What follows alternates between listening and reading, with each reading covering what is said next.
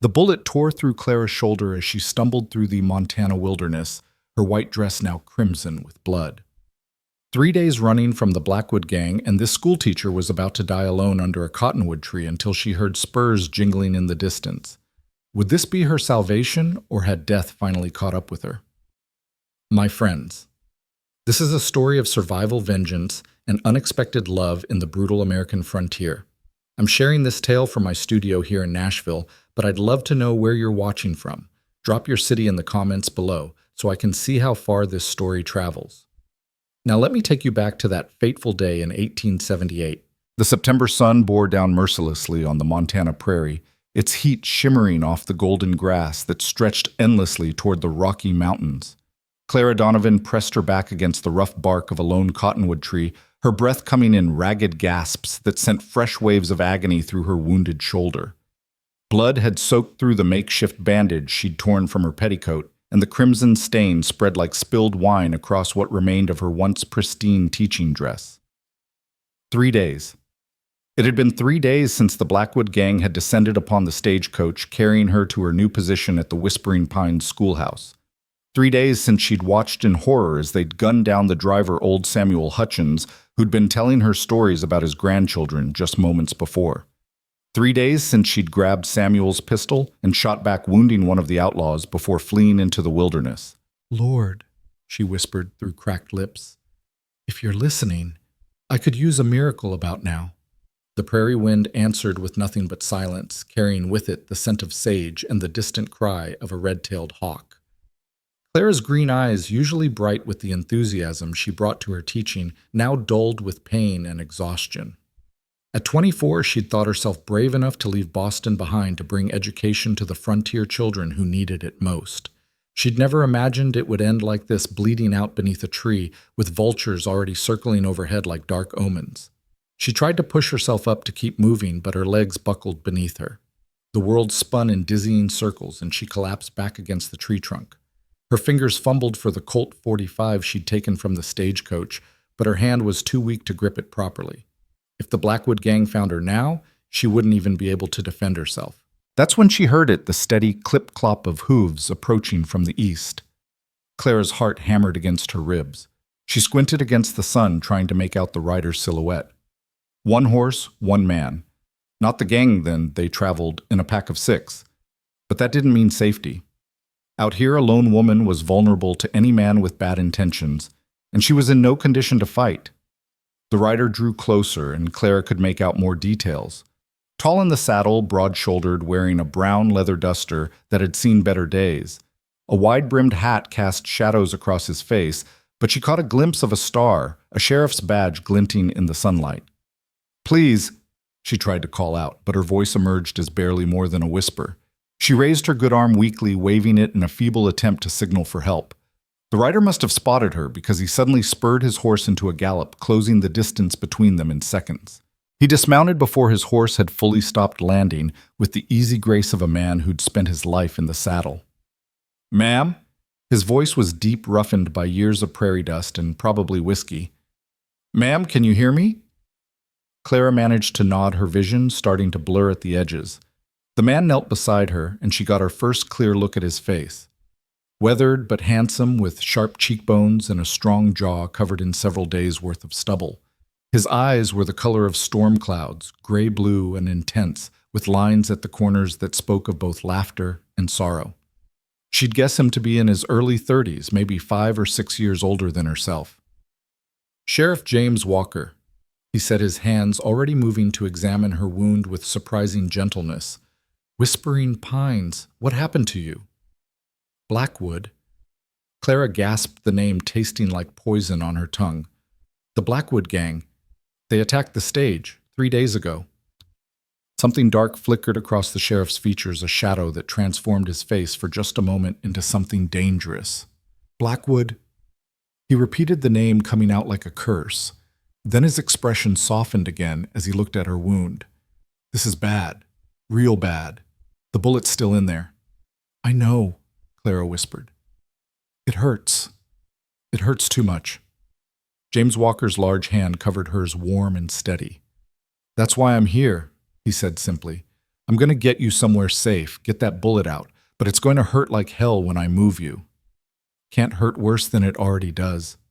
Clara managed, attempting a weak smile that turned into a grimace. That's what you think now, James said, already shrugging out of his duster. He wrapped it around her carefully, trying to provide both warmth and support. My cabin's about 2 miles north. Can you stay conscious that long?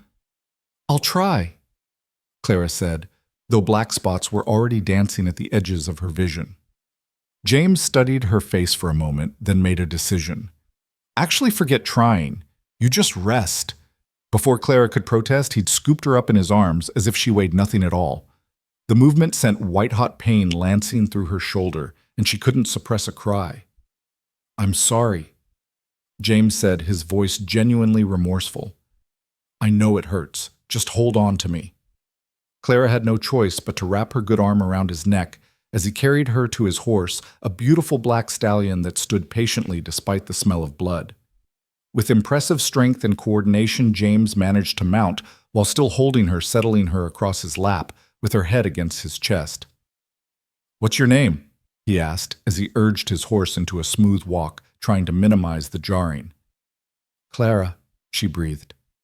Clara Donovan. I was supposed to be the new school teacher. Well, Miss Donovan, you're going to make it to that schoolhouse yet, James said with a confidence she wished she could share. I've seen men survive worse than this. Have you? Clara asked, partly to keep herself conscious, partly because something in his voice suggested he spoke from experience. I have, was all he said, and something in his tone discouraged further questions. The ride seemed to last forever, though Clara knew it couldn't have been more than 20 minutes. She drifted in and out of consciousness, aware of the steady beat of James Walker's heart beneath her ear, the scent of leather and tobacco, and something uniquely masculine that should have frightened her but didn't. Perhaps it was the loss of blood, or perhaps it was instinct, but she felt safer in the stranger's arms than she had since leaving Boston. Stay with me, Clara. James's voice rumbled through his chest when she started to slip away again. Tell me about Boston. You're from back east, aren't you? That accent's too proper for Montana-born. How did you? Clara started to ask, then realized he was trying to keep her talking. Yes, Boston. I taught at the Brookline Academy for young ladies. Fancy, James commented. What made you leave all that behind for Whispering Pines? We're not exactly civilized society out here. Clara wanted to tell him about her father's death, about the debts that had eaten up their family fortune, about her stepmother who'd made it clear that Clara was no longer welcome in what had been her childhood home. She wanted to tell him about the advertisement she'd seen for a frontier teacher, about the dream of starting fresh where no one knew her family's shame. But all she managed was, I wanted to make a difference. Noble, James said, and she couldn't tell if he was mocking her or not. Though most folks wanting to make a difference don't usually end up shot and bleeding in the prairie. Wasn't part of the plan, Clara admitted, and was surprised when James chuckled a warm sound that vibrated through his chest. Plans have a way of going sideways out here, he said. But you're tough. Tougher than you look. 3 days surviving with a bullet in you, most men wouldn't have made it that long. Clara wanted to respond, but the black spots in her vision were growing larger, merging together. She heard James curse softly, felt the horse pick up speed, but it all seemed very far away. The last thing she was aware of was James's voice, urgent now. No, no, no. Come on, Clara, we're almost there. Don't you quit on me now. Then the darkness claimed her completely. When Clara next opened her eyes, she was looking at a rough wooden ceiling lamplight flickering across the beams. She tried to sit up, but firm hands pressed her back down. Easy there. James Walker's voice came from beside her. You've been out for 6 hours. I had to dig that bullet out, and you lost a lot of blood. Clara turned her head to look at him. He'd removed his hat, revealing dark hair that could use a cut streaked with premature silver at the temples. He looked tired, his shirt sleeves rolled up and spotted with what she realized must be her blood. Where? She started to ask. My cabin, James answered. It's not much, but it's safe. The Blackwood gang won't find you here. Clara looked around, taking in her surroundings. It was indeed a simple cabin, one main room with a stone fireplace, a small table with 2 chairs, and the bed she was currently occupying. Everything was clean but sparse, the home of a man who lived alone and liked it that way. The only decoration was a photograph on the mantel, too far away for her to make out clearly. "Your bed," Clara said, her voice hoarse. "I've taken your bed." "I've slept in worse places than my own floor," James said, getting up to pour water from a pitcher into a tin cup. "Here, drink this. Slowly." He helped her sit up just enough to drink, his hand supporting her head with unexpected tenderness. The water was cool and sweet, the best thing Clara had ever tasted. "Thank you," she said when she'd finished, "for saving me. For—" She gestured weakly at her shoulder, which she now realized was properly bandaged. "Had to cut your dress away from the shoulder," James said, and she noticed a slight flush creeping up his neck. "I tried to preserve your modesty as much as possible. Found one of my shirts you can wear when you're feeling up to it." Clara looked down and realized she was indeed covered only by a blanket and bandages from the waist up. In any other circumstance she would have been mortified, but somehow the practical necessity of it combined with James's obvious discomfort made it less embarrassing. "You've done this before," she observed. "Removing bullets, I mean." "Too many times," James said quietly, returning to his chair beside the bed. "Comes with the territory when you're the law in a place like Whispering Pines." "How long have you been sheriff?" 5 years, give or take." He leaned back in the chair, which creaked under his weight. "Took the job after—" He paused, his jaw tightening. "After I had some personal business to settle." Clara sensed a story there, but she was too weak to pursue it. Instead, she asked, "The Blackwood gang, do they often attack stagecoaches?" James's expression darkened and his hands clenched into fists. "Tom Blackwood and his boys are a plague on this territory. They've been terrorizing folks for near on 7 years now, robbing, killing." He stopped abruptly as if he'd said too much. "You know them," Clara said. It wasn't a question. "I know them," James confirmed, his voice flat. "Better than I'd like to." Before Clara could ask what he meant, a wave of pain washed over her, and she gasped, her hand flying to her shoulder. "The laudanum's wearing off," James said immediately, getting up to fetch a small brown bottle from a shelf. "This'll help with the pain, but it'll make you sleep." "I've been sleeping enough," Clara protested weakly. "No such thing when you're healing from a gunshot," James said, measuring out a dose. "Sleep's what you need most right now. That and food when you can keep it down." He helped her take the medicine, and within minutes, Clara felt the edge of the pain beginning to dull. With it came a pleasant floating sensation that made her tongue loose. "You're not what I expected," she said drowsily. "What did you expect?" James asked, settling back in his chair. "Frontier lawmen are supposed to be rougher, meaner. You're—" She paused, searching for the word through the laudanum haze. "Kind." Something flickered across James's face, an expression Clara couldn't quite read. "Don't mistake necessity for kindness, Miss Donovan. I'd do the same for anyone." But even through her drug-induced fog, Clara didn't quite believe him. There was something in the way he looked at her, a protective fierceness that went beyond duty. Or maybe that was just the laudanum talking. "Tell me about the attack," James said quietly. "Anything you can remember might help me track them." Clara closed her eyes, trying to push through the cotton wool feeling in her head to recall those terrible moments. "There were 6 of them. They came out of nowhere from behind the rocks at Devil's Bend." James nodded. "That's their style. They know that terrain like the back of their hands.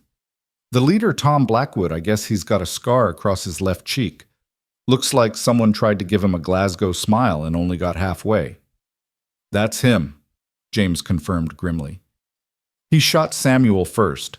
The driver didn't even give him a chance to throw down the strongbox, just—" Clara's voice broke slightly.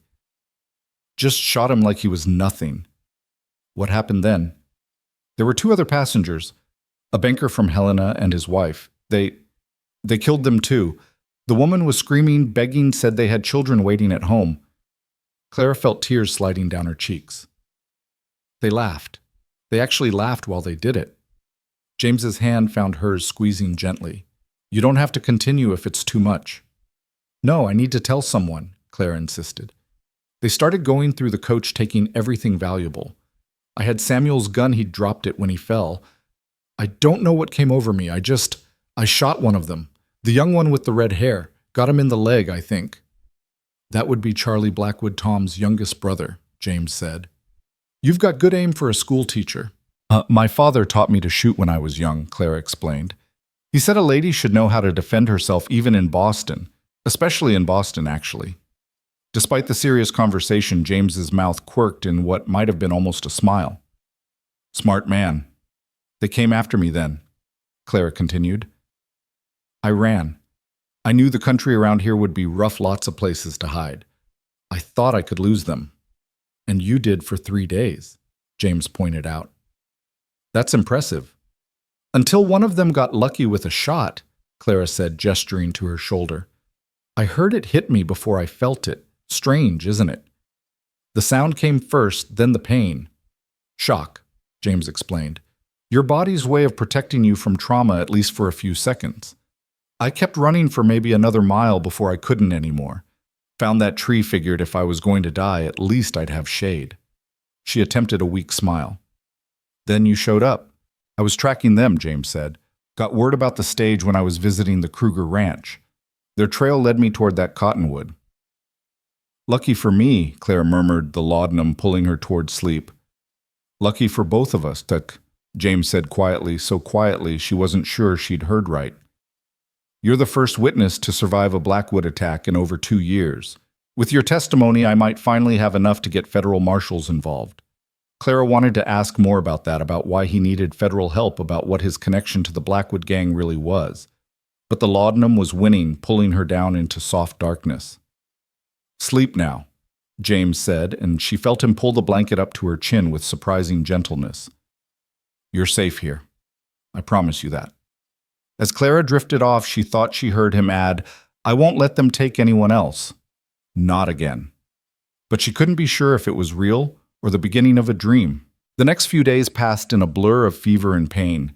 Claire would wake to find James spooning broth into her mouth, or changing her bandages with hands that were remarkably gentle for their size, or sitting beside her bed reading from a worn copy of Shakespeare's sonnets, an incongruous sight that would have made her laugh if laughing didn't hurt so much. Where did you get Shakespeare? She asked one afternoon when her fever had finally broken and her mind was clear. James looked almost embarrassed. It was my wife's, he said quietly, and Clara noticed the past tense. She asked gently. He was quiet for so long she thought he wouldn't answer. Then, Sarah died 3 years ago. Her and our daughter Emily. She was only 5. Clara's heart clenched. I'm so sorry. How did they... Stagecoach robbery. James said, his voice flat and emotionless in the way that spoke of carefully controlled pain. They were going to visit Sarah's sister in Billings. The gang that hit them didn't leave any witnesses. Understanding dawned on Clara like a cold wind. The Blackwood gang.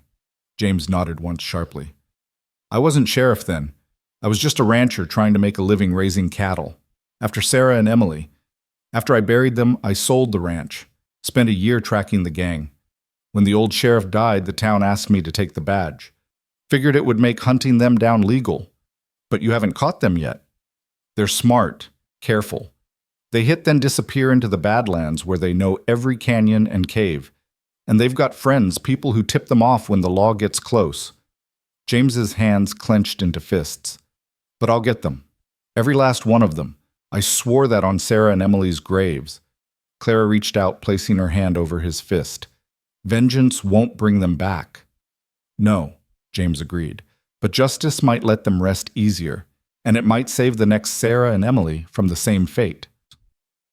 They sat in silence for a moment, then James seemed to shake himself out of his dark thoughts. You're looking better. Fever's gone and the wound's healing clean. You might be able to sit up properly tomorrow. I'd like that, Claire said. I'm not used to being idle. Teacher's curse, James said with a slight smile. Sarah was the same way. Always had to be doing something, teaching someone something. She would have liked you. It was the first genuinely warm thing he'd said about himself, and Clara treasured it. Over the next days, as she grew stronger, James opened up more. Not much, he was still a man of few words, but enough. She learned that he'd grown up in Texas, the son of a ranger, that he'd come to Montana for the space and the promise of land, that he'd met Sarah at a church social and fallen in love with her laugh before anything else. She laughed at everything, he said one evening as he cooked dinner venison stew that smelled like heaven to Clara's returning appetite. Even my terrible jokes. Especially my terrible jokes, actually. And Emily inherited that laugh. Used to fill the whole house with it. Clara could see it in her mind's eye, this serious, quiet man surrounded by the laughter of the women he loved. The contrast between that image and the solitary figure he cut now was heartbreaking. "You'll laugh again," she said softly. "Maybe not the same way, but you will." James looked at her sharply, as if surprised by her words. Then his expression softened. "Maybe," he said. "You're the first person to make me believe that might be possible." As the days passed and Clara grew stronger, a routine developed between them. James would help her to the chair by the fire in the mornings, where she'd sit wrapped in blankets while he went about his chores. He'd made her a simple dress from some fabric he'd had stored away, Sarah's. He'd explained briefly, and though it was too big and needed hemming, Clara was grateful for the dignity it provided. In the afternoons, they'd talk. Or rather, Clara would talk, and James would listen occasionally, offering a comment or question. She told him about her life in Boston, about the students she'd taught, about her dreams of making a difference on the frontier. "Why teaching?" James asked one day. "With your education, you could have done anything. Married well, certainly." Clara was quiet for a moment, considering how much to reveal. "My mother was a teacher before she married my father. She died when I was 12, but I remember her lessons. Not just the academic ones, but the life ones. She used to say that education was the only thing that could never be taken away from you. That knowledge was freedom." "She sounds wise." "She was. After she died, father remarried. My stepmother, well, she had different ideas about what a young lady should aspire to. She wanted me to marry her nephew, a thoroughly awful man who thought women should be seen and not heard." "I'm guessing you had opinions about that," James said, with what Clara was beginning to recognize as his version of humor, a slight quirk of his lips and a glint in his storm cloud eyes. "I may have expressed those opinions rather forcefully," Clara admitted. "With a punch to his nose when he tried to take liberties during a garden party." James actually laughed at that, a rusty sound, as if he hadn't used it in a while. "Remind me not to take liberties." "I don't think you're the type," Clara said, then blushed at the implications of her words. An awkward silence fell between them, charged with something Clara didn't want to examine too closely. She was dependent on this man, grateful to him. Any feelings beyond that were simply misplaced gratitude. They had to be. James cleared his throat. "Your shoulder's healing well. You should be able to travel in another week or so. The school board will be wondering what happened to their new teacher." "Yes," Clara said, though something in her chest tightened at the thought of leaving this cabin, leaving James. "I suppose they will." "I'll escort you to town when you're ready," James said, "and I'll need you to make a formal statement about the attack. Like I said, with a witness, I might finally be able to get federal help." "Of course," Clara agreed. "Anything to help catch them." But even as they discussed practical matters, Clara was aware of the growing tension between them. It was in the way James's hand lingered when he helped her stand, in the way she found herself watching him as he moved about the cabin, in the way their conversations grew longer each evening, neither wanting to end them. One night, about 10 days after James had found her, Clara woke to the sound of horses approaching. James was already up, rifle in hand, peering out the window. "Stay down!" he ordered, his voice hard as iron. "And stay quiet!" Clara slipped out of bed, her heart pounding. She could see 3 riders approaching in the moonlight. Even from a distance, she recognized the silhouette of the lead rider, Tom Blackwood. "Walker," Blackwood's voice carried clear through the night air. "I know you're in there, and I know you've got the woman." James didn't respond, just checked his rifle and pistol. "She's a witness, Walker. You know we can't let her live. Hand her over and we'll make it quick for her. Make us come in there and things get messy." "The only thing getting messy is your blood on my land if you don't ride off now," James called back. Blackwood laughed an ugly sound. 3 against 1, Sheriff. You sure you want to make that stand?" "I've faced worse odds." "Maybe, But can you protect the woman at the same time? Clara saw James's jaw tighten. He knew Blackwood was right in a gunfight. He couldn't guarantee her safety. What do you want, Blackwood? James asked. You know what I want. What I've always wanted. For you to stop hunting us. Your wife and brat are dead, Walker. Nothing's going to change that. Clara gasped softly at the casual cruelty of the words. James's knuckles went white on his rifle. You killed them, James said, his voice deadly quiet. Did I? Blackwood sounded amused. I kill a lot of people, Walker. Can't remember them all, though I do remember a pretty blonde woman who begged real nice before the rifle shot cut him off the bullet, kicking up dust at his horse's feet. The animal reared, nearly throwing Blackwood. Next one goes through your skull, James promised. You're fast, Walker, but not fast enough to get all three of us, Blackwood said, regaining control of his horse. Tell you what, I'll make you a deal. A trade. The woman for information you want. What? What information? The location of your wife's wedding ring. The one I took off her finger. I know you've been looking for it. Clara saw James go rigid. She could only imagine what that ring meant to him, the last piece of Sarah he might recover. Don't listen to him, she whispered, but James held up a hand for silence. How do I know you actually have it? James asked. Gold band with 3 small diamonds, inscription inside says, Forever yours, J. Sound familiar? James was breathing hard now, like a man fighting for control. Even if I believed you, I won't trade an innocent woman's life for a ring. Noble, your wife would be proud. Course she's too dead to care. Blackwood laughed again. But here's the thing, Walker. We're going to get that woman eventually. You can't protect her forever. But if you give her to us now, I'll tell you where the ring is. You can at least have that to remember your family by. James, Clara said quietly, moving closer to him. It's okay. If the ring means no, the word came out sharp and final. Sarah wouldn't want this. She'd never forgive me for trading an innocent life for a piece of metal, no matter what it meant to us. Clara felt tears prick her eyes at the integrity of this man, even in his grief. Your choice, Walker, Blackwood called. But remember, we know she's here now. We'll be watching, and when you try to take her to town when you're out in the open, well, accidents happen on the prairie. If anything happens to her, Blackwood, I'll hunt you to the ends of the earth, badge or no badge. That's not a threat, it's a promise. Big words from a man who's been hunting us for 3 years without success, Blackwood sneered. Boys, let's go. We've delivered our message. The 3 riders wheeled their horses and galloped off into the night. James stayed at the window watching until they were long gone. Only then did Clara see his shoulders slump, the weight of what had just happened settling on him. I'm sorry, she said softly. About the ring. About bringing this trouble to you. James turned to her, and in the moonlight she could see the pain etched on his face. You didn't bring anything. This trouble's been brewing for 3 years, and as for the ring, he paused, then said quietly, Sarah would rather it stay lost forever than be bought with blood. She must have been an extraordinary woman. She was, and you know what I think she would have liked you.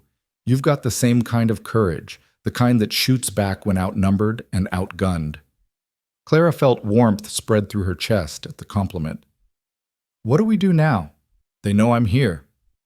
Now we prepare, James said, his lawman's instincts taking over. I've got friends in town, good men who'll help. We'll get you to safety, and then we'll deal with Blackwood once and for all. You can't take on the whole gang alone. I don't intend to be alone, James said. There's a federal marshal, Frank Holloway, who's been wanting to nail Blackwood for years. With your testimony, he'll have cause to bring a full posse. This ends now. Looking at him standing there in the moonlight with determination written on every line of his face, Clara believed him. But she also feared for him. She'd known this man for less than 2 weeks, but already the thought of him being hurt, or worse, made her chest tight with anxiety. Promise me you'll be careful, she said. James looked at her for a long moment, something softening in his expression. I've got reason to be careful now, he said quietly. For the first time in 3 years, I've got reason to come back alive. The weight of his words hung between them, heavy with implication. Clara knew she should step back, should put distance between them. but instead she found herself stepping closer, drawn by something stronger than wisdom or propriety. "James," she began, not sure what she wanted to say. He reached out his hand, cupping her cheek with incredible gentleness. "When this is over," he said, "when Blackwood is dealt with and you're safe, there are things I want to say. Things I have no right to say now when you're dependent on me, when you're vulnerable." "I'm not that vulnerable," Clara protested, even as she leaned into his touch. "You're shot, traumatized, and stuck in a cabin with a man you barely know," James pointed out with a slight smile. "I'd say that's pretty vulnerable." "I know enough," Clara said. "I know you're a good man, an honorable one. I know you've suffered loss and kept going. I know you saved my life when you could have ridden past. Basic human decency doesn't make me special. Out here it makes you exceptional." They stood there for a moment, close enough that Clara could feel the warmth radiating from his body, could smell the leather and gunpowder scent that clung to him. Then James stepped back, his hand dropping from her face. "You should rest," he said. "Tomorrow, we start preparing for the trip to town." Clara wanted to protest, wanted to pull him back, but she knew he was right. Whatever was growing between them, and she couldn't deny something was, it would have to wait. Survival came first. But as she lay in bed that night, listening to James moving about the cabin, checking weapons and making plans, she allowed herself to imagine what might come after. A future where she taught school in Whispering Pines and came home to this cabin, to this complicated, honorable man who'd lost everything and still chose to save others. It was a dangerous dream for a woman in her position. But then again, Clara reflected, she'd already been shot, hunted, and threatened. What was one more danger on the pile? The morning after Blackwood's threat, James was already up before dawn, loading ammunition and checking his weapons with methodical precision. Clara watched him from the bed, noting the tension in his shoulders, the grim set of his jaw. This was a man preparing for war. "You should eat something," she said, sitting up carefully. Her shoulder still ached, but the sharp, breathtaking pain had faded to a manageable throb. "Not hungry," James replied, without looking up from the rifle he was cleaning. "When was the last time you ate?" He paused, thinking. "Yesterday morning, maybe." "James Walker, you can't protect anyone if you're falling over from hunger." Clara swung her legs out of bed, pleased when the room didn't spin. "Sit. I'll make breakfast." "You're injured." "I'm healing, and I'm perfectly capable of scrambling some eggs." She stood steadying herself against the bedpost. "Besides, I need to start moving around more if we're traveling to town soon." James looked like he wanted to argue, but something in her expression must have convinced him otherwise. He set down the rifle and took a seat at the small table, watching as Clara moved carefully around the cabin's simple kitchen area. "You're stubborn," he observed. "Pot, meat, kettle, opa?" Clara shot back, cracking eggs into a cast-iron skillet. "How do you think I survived 3 days in the wilderness with a bullet in my shoulder?" Pure spite. Clara turned to look at him, surprised by the unexpected humor. He was almost smiling, that slight quirk of his lips that she was beginning to treasure. "Maybe a little spite," she admitted. "I was not about to let Tom Blackwood have the satisfaction of killing the new schoolmarm before she even got to teach a single lesson. That'll serve you well out here. The frontier respects stubbornness." Clara plated the eggs along with some biscuits left from the night before, setting the meal in front of James before joining him at the table. They ate in comfortable silence for a few minutes before she asked, "What's the plan?" "I sent word to town last night, had my neighbor's boy ride out after Blackwood left. By now Marshal Holloway should have gotten my telegram. If he moves fast, he could be here in 3 days with a full posse." "3 days?" Clara repeated. "And Blackwood knows I'm here. He won't attack the cabin directly. Too defensible, and he knows I'm a good shot. But he'll be watching the trails waiting for us to make a move. So we're trapped." "For now," James pushed his eggs around his plate, thinking. "But Blackwood's impatient. Always has been. He'll make a mistake, and when he does, we'll be ready." Clara wanted to share his confidence, but the memory of Blackwood's cold laugh sent shivers down her spine. "Tell me about him. Know your enemy, as they say?" James leaned back in his chair, his expression darkening. "Tom Blackwood grew up mean. His father was a drunk who beat all his boys regular-like. Tom was the oldest, took the worst of it. By the time he was 15, he'd killed his old man, claimed self-defense, and given what everyone knew about Blackwood Sr., Nobody questioned it too hard. That's horrible, Clara said, feeling an unexpected pang of sympathy. Don't waste your pity on him, James said harshly. Plenty of folks have hard childhoods without becoming killers. Tom chose his path. He gathered his brothers Charlie, Will, and Pete and started with cattle rustling, graduated to robbery, then murder, each crime worse than the last, like he was trying to prove something. Prove what? That he was the meanest son of a bitch in Montana, I suppose, and he's done a fair job of it. The gang's killed at least 20 people that we know of, men, women, his voice caught slightly, children. Clara reached across the table, covering his hand with hers. It's not your fault what happened to Sarah and Emily. I was supposed to be on that stage with them, James said quietly, but one of my cattle got tangled in wire the night before. Took me hours to free her, and I missed the departure. If I'd been there, you'd be dead too, Clara said firmly. And then who would be fighting for justice? Who would have saved me? James turned his hand palm up, interlacing his fingers with hers. His hand dwarfed hers, calloused and strong, but his grip was gentle. Sometimes I think Sarah sent you to that cottonwood, to give me a reason to keep going. The intimacy of the moment made Clara's heart race, but before she could respond, the sound of approaching hoofbeats broke the spell. James was on his feet instantly, rifle in hand, moving to the window. It's Jake Morrison, he said, relaxing slightly. My deputy. Clara self-consciously smoothed her borrowed dress as the door opened to admit a young man, probably no more than 22, with sandy hair and an eager expression that reminded her of her best students back in Boston. Sheriff Doyle, Jake said, touching his hat brim. Then his eyes found Clara, and he blushed crimson. Ma'am, you must be Miss Donovan. Whole town's been worried sick about you. Deputy Morrison, Clara greeted him warmly. Thank you for your concern. Jake, what's the word from town? James asked, all business. Marshal Holloway got your telegram. He's gathering men, should be here day after tomorrow. Also, Jake's expression grew serious. Blackwood and his boys were seen in Dawson's saloon last night drinking heavy. They were bragging about unfinished business. Trying to recruit, maybe, or just getting liquid courage. Jake shifted nervously. Sheriff folks are scared. If Blackwood's making moves, we'll stop him, James said firmly. How many men can we count on from town? Maybe 6 or 7 who can shoot worth a damn. More if you count the ones who'll stand guard but might not be much use in a real fight. It'll have to do. James moved to his desk, pulling out a map of the area. Jake, I want you to organize watches on all the approaches to town. If Blackwood moves, I want to know about it. As the two men discussed strategy, Clara found herself studying James in his element. This was the sheriff, not the grieving widower or the gentle caretaker. He commanded respect without raising his voice, planned with careful precision, and Jake clearly idolized him. Miss Donovan, Jake said suddenly, turning to her, my ma wanted me to tell you she's got the schoolhouse all ready for you. Even put fresh flowers on your desk. The children are mighty excited to meet you. Clara felt tears prick her eyes at this unexpected kindness. That's wonderful. Please thank your mother for me. Yes, ma'am. She also said to tell you there's a whole trunk of clothes waiting for you donated by the ladies in town.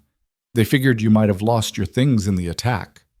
The generosity of these strangers, this community she hadn't even met yet, overwhelmed Clara. I don't know what to say. Nothing to say, James said gruffly. That's what folks do out here. We take care of our own, and you're one of ours now. The possessive note in his voice when he said ours sent a warm flutter through Clara's stomach. Jake seemed to notice it too, his eyes darting between them with barely concealed interest.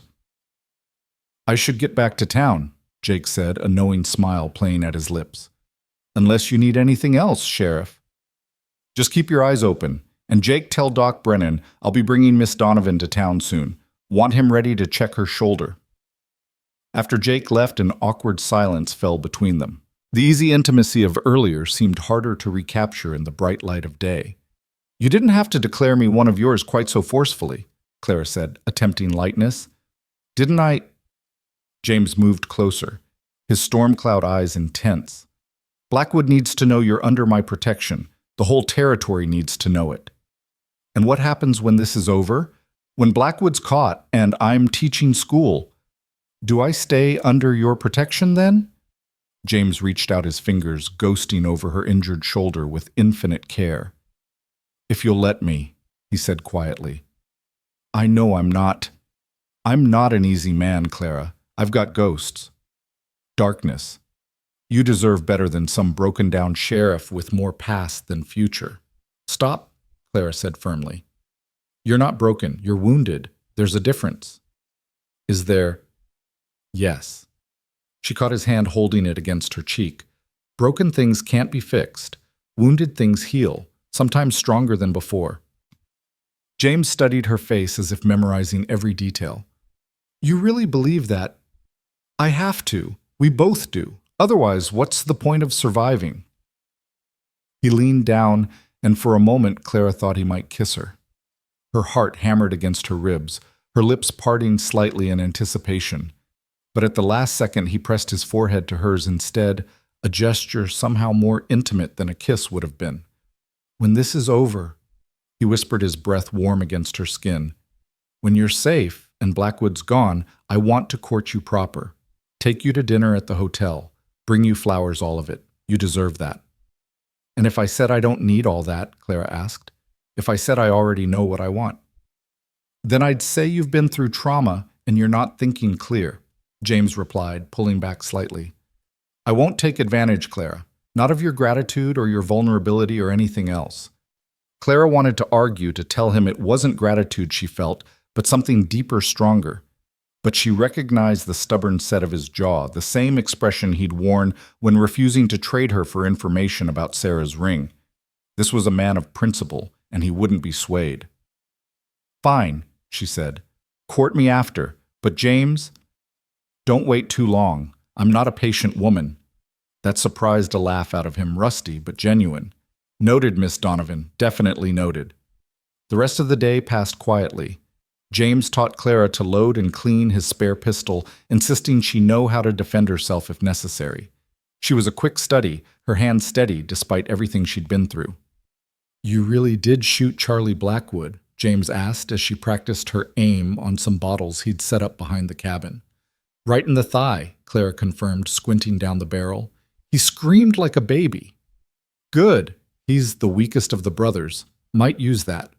James adjusted her stance slightly, his hands warm on her waist.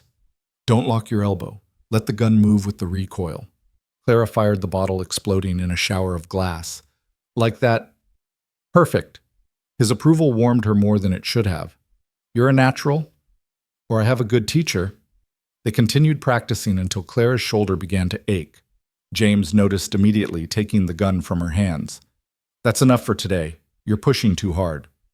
I need to be ready, Clara protested. You need to heal. Come on, let's get you inside. That evening, as they sat by the fire, Clara asked, Tell me about Emily. James stiffened slightly, then relaxed. What do you want to know? Everything. What was her favorite color? What made her laugh? What did she want to be when she grew up? A soft smile crossed James's face, transforming him. Purple. Her favorite color was purple, but not just any purple. It had to be the exact shade of the wild lupines that grow by the creek. She'd pick bunches of them, even though Sarah told her they'd die quick inside. And her laugh, like bells, church bells on Sunday morning. She'd laugh at everything: butterflies, puddles, my terrible attempts at making pancakes. She had this way of finding joy in the smallest things. His voice grew thick with emotion. She wanted to be a teacher like her mama, used to line up her dolls and give them lessons. She was only 5, but she could already write her name and count to 50. She sounds wonderful, Clara said softly. She was. Both of them were. They made this cabin a home. Without them, James gestured at the sparse room. It's just walls and a roof now. Maybe it doesn't have to stay that way, Clara suggested carefully. James looked at her, something vulnerable in his expression. Maybe not, he agreed. For the first time in 3 years, maybe not. They sat in comfortable silence, the fire crackling between them. Clara found herself imagining this cabin filled with laughter again, with children's voices and the bustle of family life. It was a dangerous dream, but she couldn't seem to stop herself from dreaming it. The next morning brought tension. James was edgy, checking his weapons repeatedly, pacing the cabin, like a caged wolf. Clara understood Marshall Holloway would arrive tomorrow, and then everything would change. The waiting was agony. "You're going to wear a groove in the floor," she observed from her seat by the window. "Sorry, I've waited 3 years for this, to have a real chance at getting Blackwood. And now you're worried something will go wrong." "Something always goes wrong," James said darkly. "It's the way of things out here." Clara stood moving to intercept his pacing. She placed her hands on his chest, feeling his heart racing beneath his shirt. "Not always. Sometimes things go right. Sometimes the good guys win." "You really believe that?" "I have to, and so do you." She reached up, cupping his face in her hands. "You're going to catch him, James. You're going to get justice for Sarah and Emily and all the others. I know it." He covered her hands with his eyes searching hers. "What if I lose you in the process? What if saving the territory means—" "Stop," Clara interrupted. "You won't lose me. I'm too stubborn, remember. Pure spite, you said." That drew a small smile from him. "Clara Donovan, you are going to be the death of me." "On the contrary," she said, "I think I might be the life of you." Before he could respond, she rose on her toes and pressed her lips to his. For a moment he stood frozen, then his arms came around her, pulling her against him as he deepened the kiss. It was desperate and tender all at once, 3 years of loneliness meeting newfound hope. When they finally broke apart, both breathing hard, James rested his forehead against hers. "I thought we were waiting until after," he said roughly. "That was your idea, not mine," Clara pointed out. "And I needed you to know in case—" "No in cases," James said firmly. "We're both walking out of this alive. That's the only acceptable outcome." "Then we'd better make sure of it," Clara said. "Together. Together." James agreed and kissed her again, softer this time, a promise rather than desperation. They were interrupted by the sound of multiple horses approaching. James grabbed his rifle, moving to the window, then relaxed. "It's Holloway. He's early."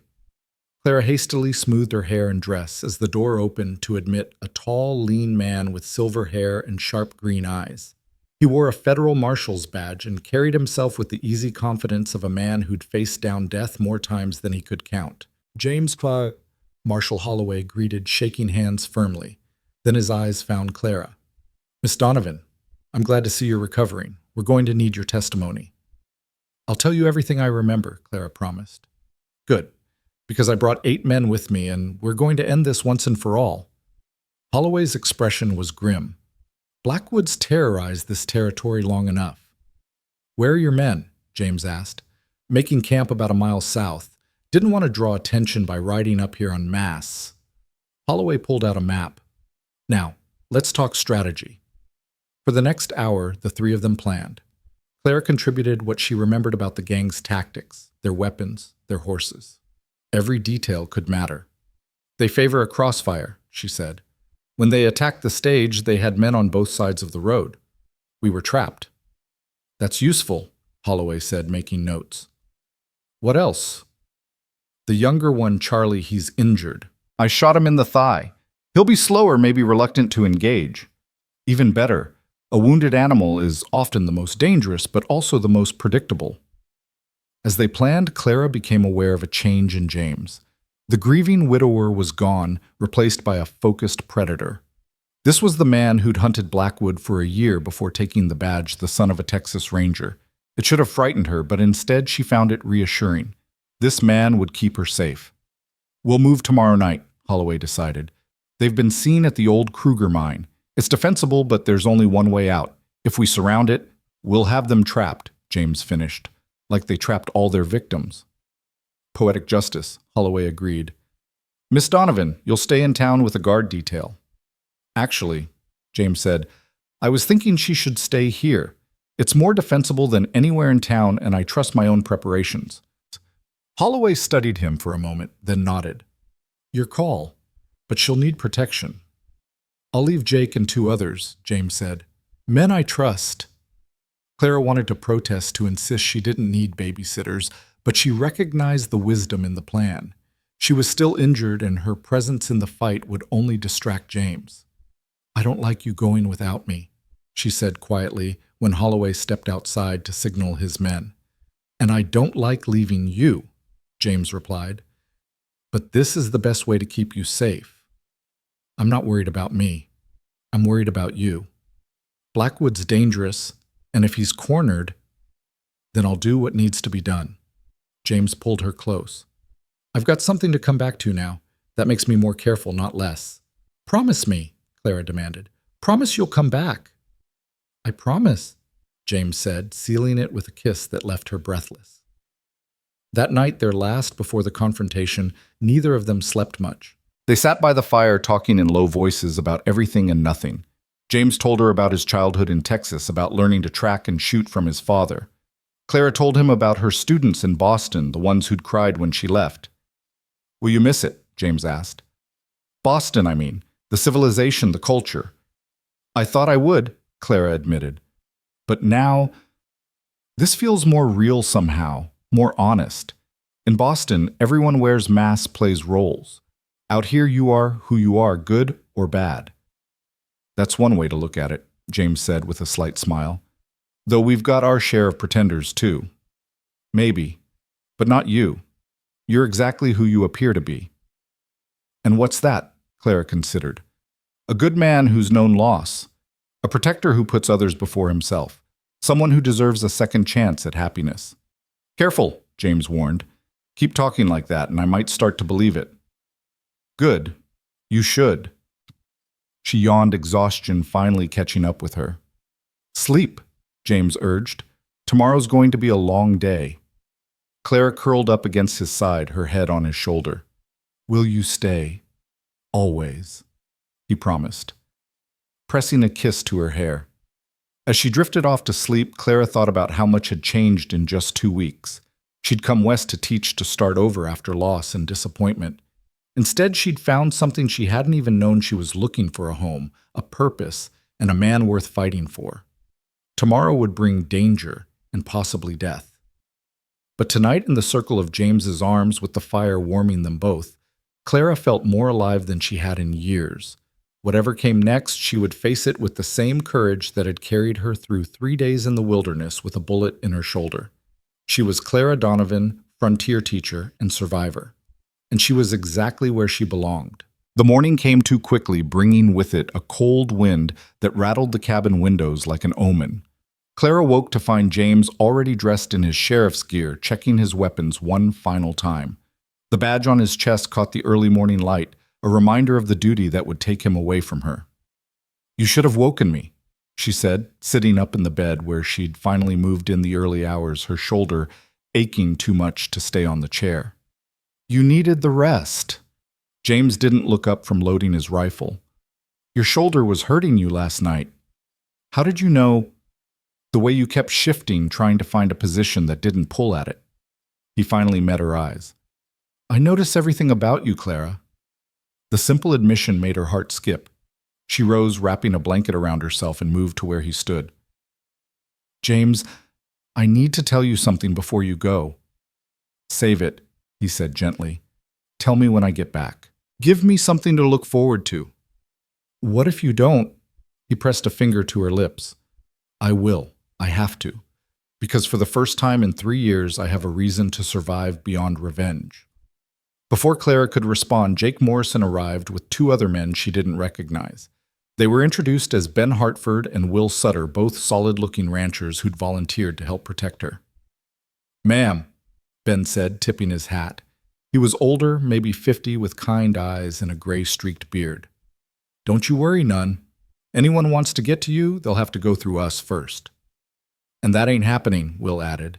He was younger, perhaps 30, with the build of a man who'd spent his life working cattle. "We owe the sheriff. He saved my boy from drowning last summer. This is the least I can do."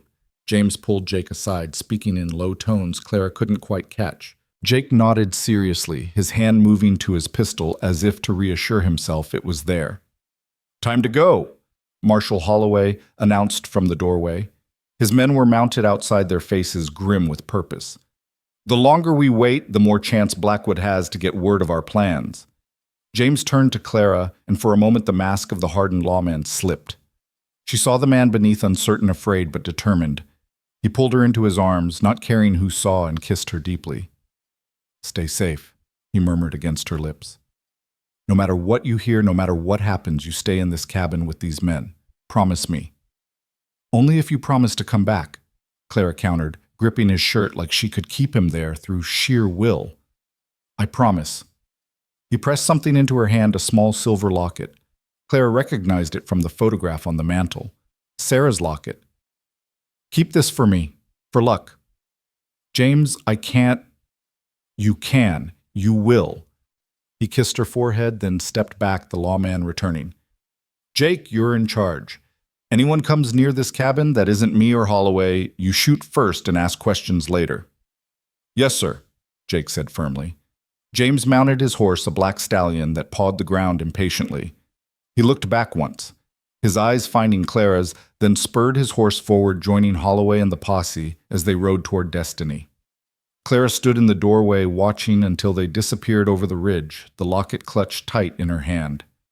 The morning sun was fully up now, painting the prairie gold, but she felt cold to her bones.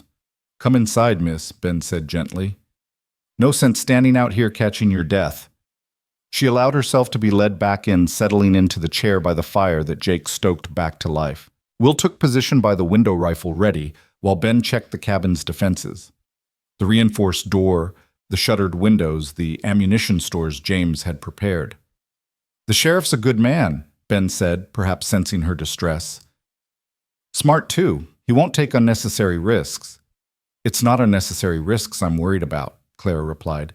"It's the necessary ones." The morning crawled by with agonizing slowness.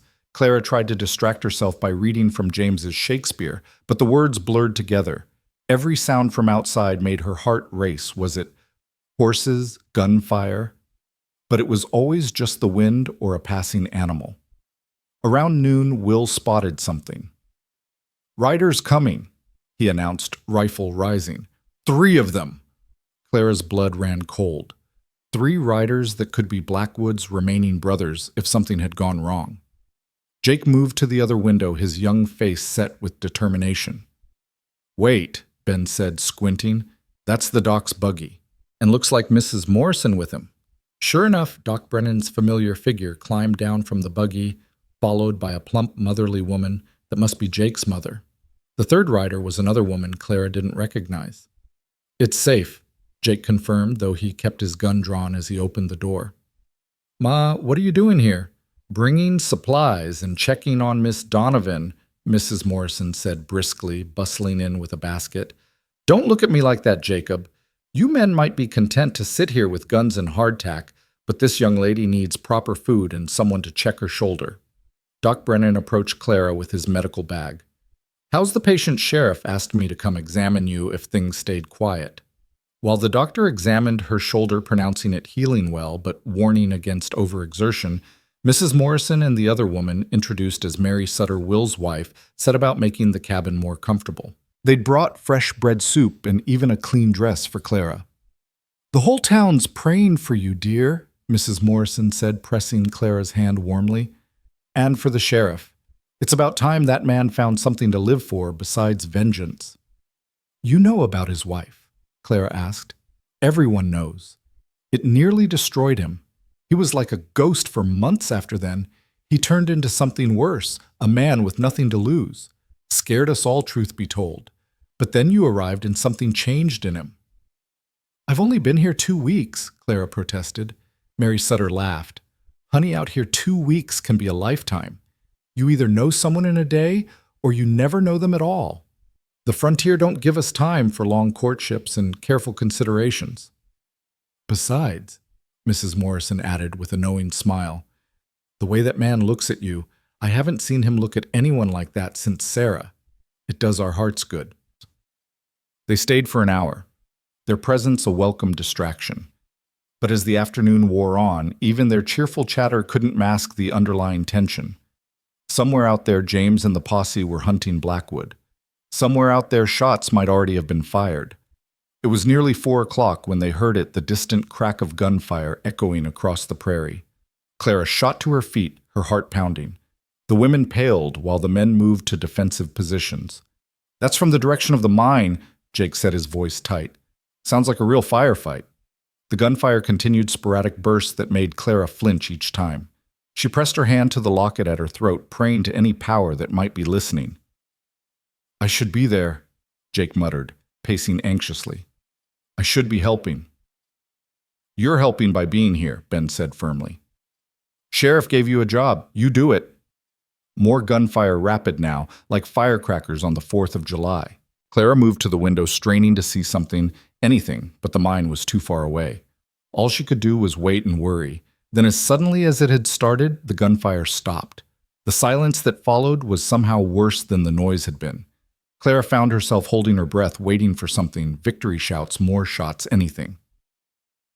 Someone's coming, Will announced. Single rider riding hard. Clara's heart leaped. Was it James? But as the rider grew closer, she could see it wasn't James's black stallion, but a brown mare. The rider slumped in the saddle. That's Tom Peters, Jake said, recognizing one of Holloway's deputies. He's hurt. They rushed outside as Peters nearly fell from his horse. His left arm was bloody, tied with a rough bandage. His face was pale with pain and urgency. The sheriff, he gasped. Sheriff Walker needs the dock. Blackwood ambushed us at the mine. It was a trap. Clara felt the world tilt. Is James alive? He was when I left, but he and Blackwood, they were grappling when they went over the ridge. 40-foot drop at least. The marshal sent me for help. Doc Brennan was already grabbing his bag. Jake, you're with me. Ben, will you stay with the women? I'm coming too, Clara announced. Absolutely not. Jake started, but Clara cut him off. He's hurt because of me. Because he was protecting me. I'm coming, and we're wasting time arguing about it. Something in her tone must have convinced them, because Doc Brennan just nodded. Can you ride with that shoulder? I'll manage. Minutes later, they were racing across the prairie, Clara clinging to the saddle horn with grim determination. Her shoulder screamed with every jolt, but she ignored it. James needed her. Nothing else mattered. The old Kruger mine came into view, an abandoned shaft dug into a hillside surrounded by scattered rocks and scrub brush. Bodies lay scattered around the entrance outlaws from their rough clothes. Clara could see Holloway's men taking defensive positions, some wounded but still fighting. Where's James? Clara demanded as they dismounted. Holloway appeared, his face grim. Down there. He pointed to a steep ridge about 50 yards from the mine entrance. He and Blackwood went over together. My men are trying to find a safe way down. Clara didn't wait. She ran to the edge, her heart stopping at what she saw. Far below, 2 figures lay motionless among the rocks.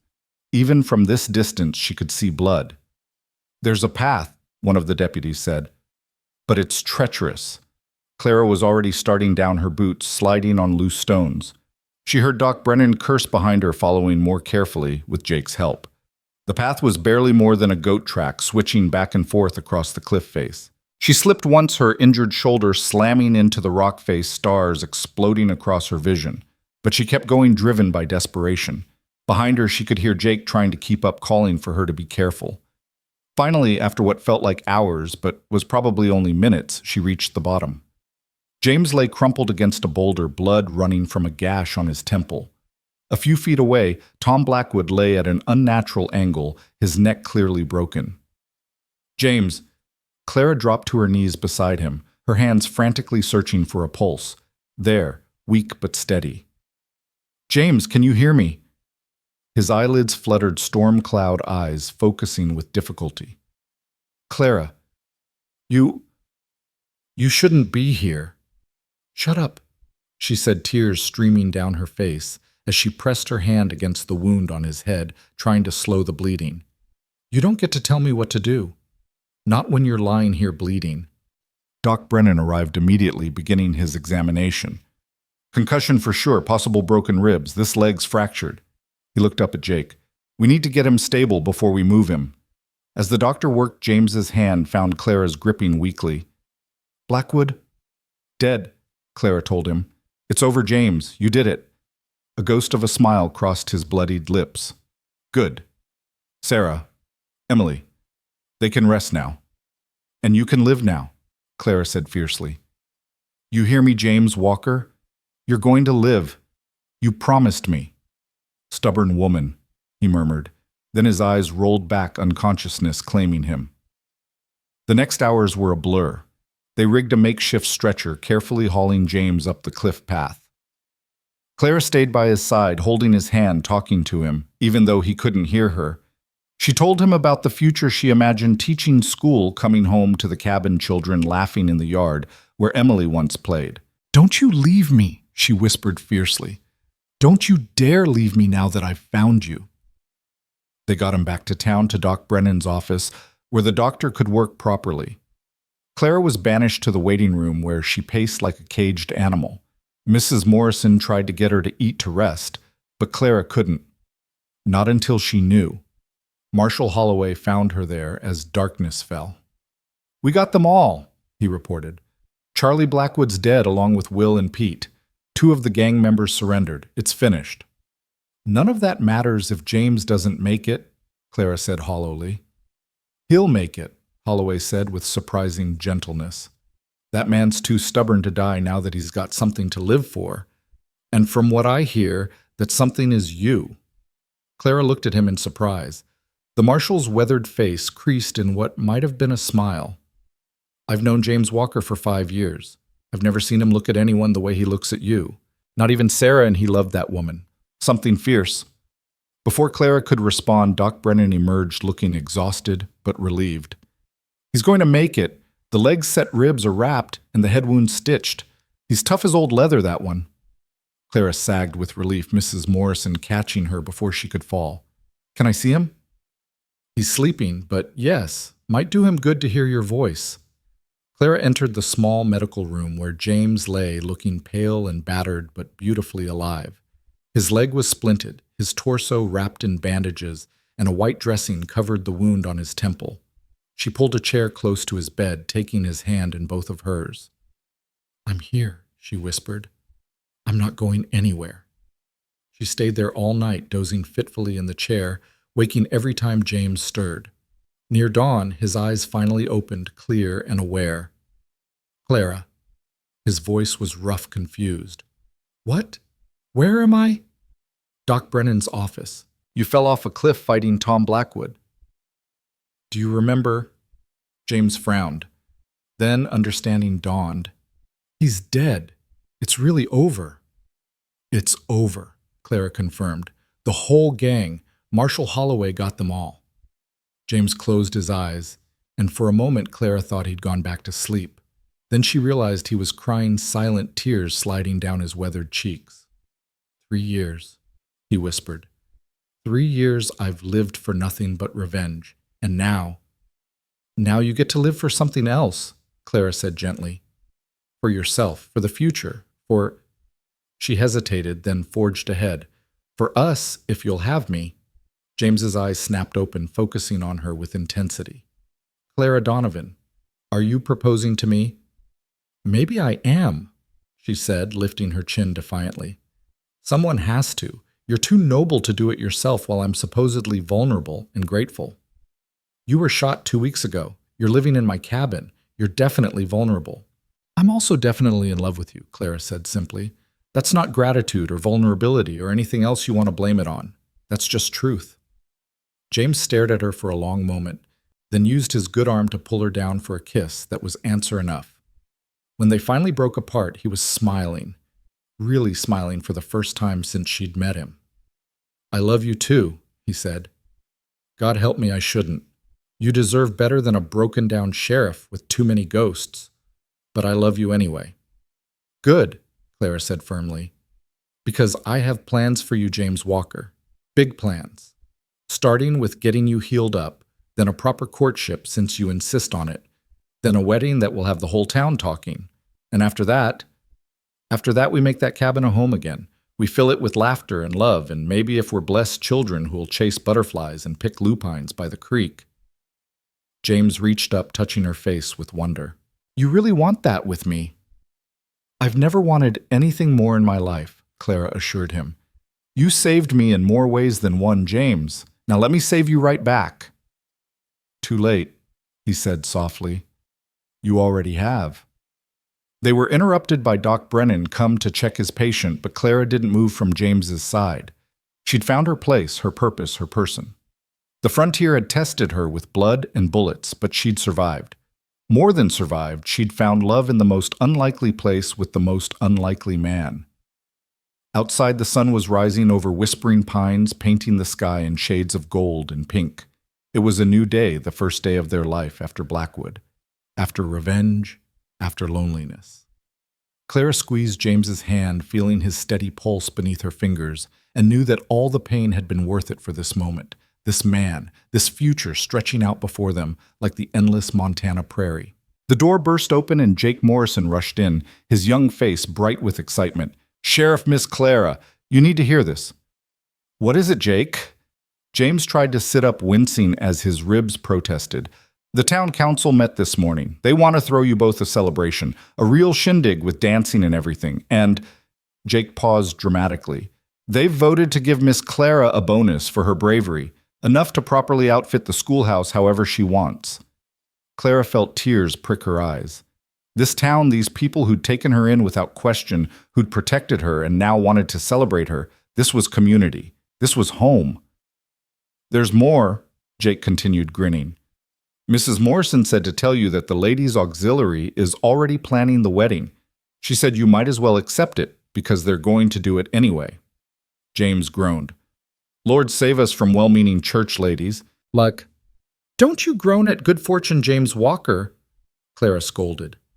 "Those well-meaning church ladies are going to give us the wedding of the century." "Is that what you want?" James asked, suddenly serious. "A big wedding." All that fuss, Clara considered. Back in Boston, she'd dreamed of a society wedding, all silk and lace and hundreds of guests. But that was a different person, a different life. "I want to marry you," she said simply. "Whether it's in the church with the whole town watching or right here in this medical room with just Doc Brennan as witness, the rest is just details." "Well, you're not getting married in my medical room," Doc Brennan interjected, having returned with fresh bandages. "I draw the line at that. Besides, this town needs something to celebrate. We've had enough darkness. Let them have their party." And so it was decided. As James healed over the coming weeks, the town threw itself into preparation. The danger that had brought Clara and James together was gone, but the bond forged in those desperate days only grew stronger. Clara finally got to see the schoolhouse, a simple but sturdy building with large windows and a pot-bellied stove for winter warmth. The children of Whispering Pines, ranging from 6 to 16, greeted their new teacher with a mixture of awe and excitement. Word had spread about how she'd shot Charlie Blackwood, and in their eyes she was something of a hero. "Is it true you fought off the whole gang single-handed?" little Tommy Morrison asked Jake's youngest brother. "Not quite," Clara said with a smile, "but I did what I had to do to survive." "Pa says you're the bravest woman in Montana," announced Sally Kruger, a girl of about 10 with bright red pigtails. "Your pa is kind, but the brave one is Sheriff Walker. He's the one who stopped the bad men for good." The children peppered her with questions about the adventure, about Boston, about everything under the sun. Clara answered them all patiently, already falling in love with these eager young minds she would have the privilege of shaping. Meanwhile, James recovered slowly but steadily. His leg healed clean, though Doc Brennan warned he might always have a slight limp. His ribs mended, the headaches from his concussion gradually faded. Through it all, Clara was there reading to him, talking with him, planning their future. One evening, about 3 weeks after the confrontation at the mine, James was finally well enough to take a short walk. They made their way slowly to the small cemetery at the edge of town, where Sarah and Emily were buried beneath a large oak tree.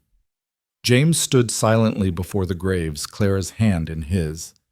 Finally, he spoke, his voice soft but clear. "Sarah, Emily, this is Clara. She's going to be my wife. I think you'd like her. She's brave and stubborn and kind. She makes me want to live again, really live, not just exist." He paused, swallowing hard. "I'll always love you both. Always carry you with me. But Clara's taught me that the heart's got room for more than one love. That moving forward doesn't mean forgetting." Clara squeezed his hand, her own eyes wet with tears. "I'll take care of him," she promised the silent graves. "I'll make him laugh again. And if we're blessed with children, they'll know about their sister Emily, who loved purple lupines and had a laugh like church bells.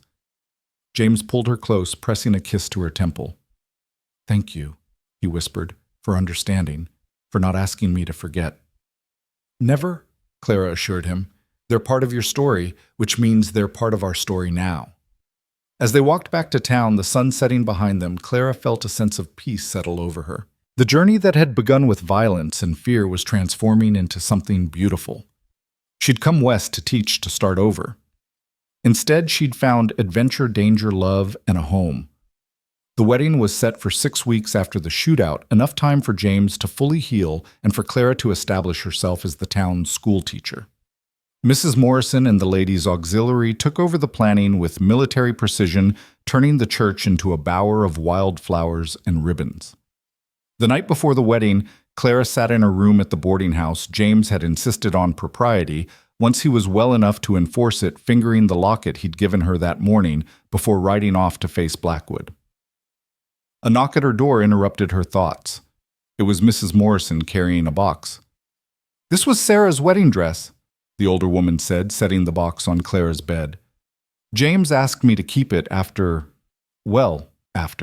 He said to tell you that you don't have to wear it, but Sarah would have wanted you to have the option." Clara opened the box with trembling fingers. The dress was beautiful ivory silk with delicate lace and pearl buttons. It was simpler than what she might have worn in Boston, but perfect for a frontier wedding. "It's beautiful," she breathed. "Sarah was a lovely bride," Mrs. Morrison said, sitting beside her. "But you know what made her truly beautiful that day? The joy on her face. The same joy I see on yours when you look at James." "I worry sometimes," Clara admitted, "that I'm trying to fill her shoes, that the town compares us." Mrs. Morrison took her hands. "Child, you're not filling anyone's shoes. You're walking your own path. Yes, James loved Sarah, and that love shaped him into the man he is today. But the love he has for you is different, separate, its own precious thing. We've all seen it. He didn't just find a replacement for what he lost. He found something entirely new." "How can you be sure?" "Because with Sarah, James was content. Happy, yes, but settled. With you, he's alive in a way we've never seen. You challenge him, push him, make him think and grow.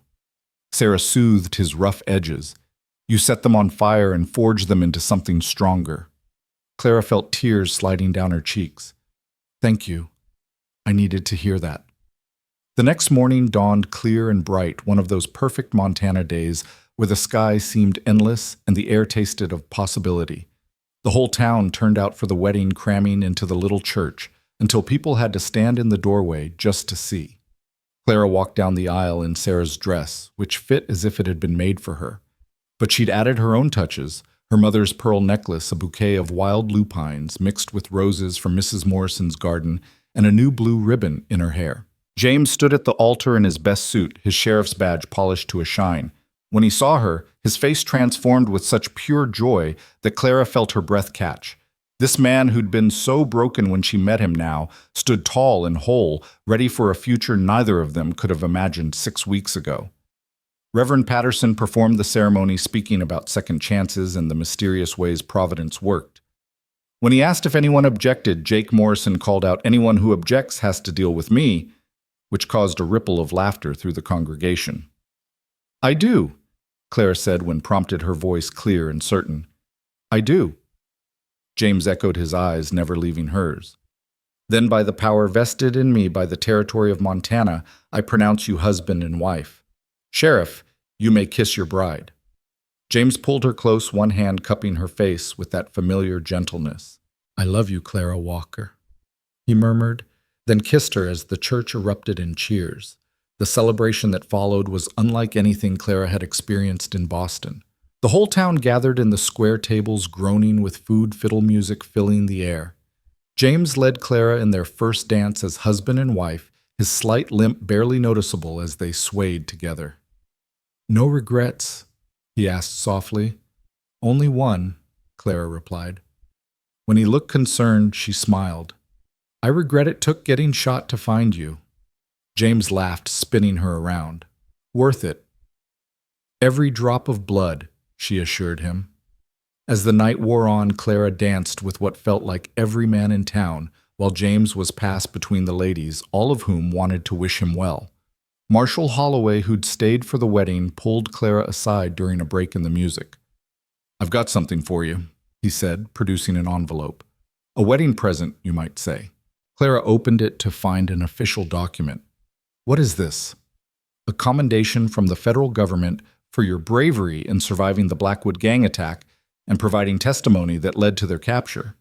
There's also a reward $500. The gang had quite a bounty on them." Clara stared at the sum astounded. It was more money than she'd make in 2 years of teaching. I don't know what to say." "Say you'll use it to make that sheriff of yours happy," Holloway suggested with a smile.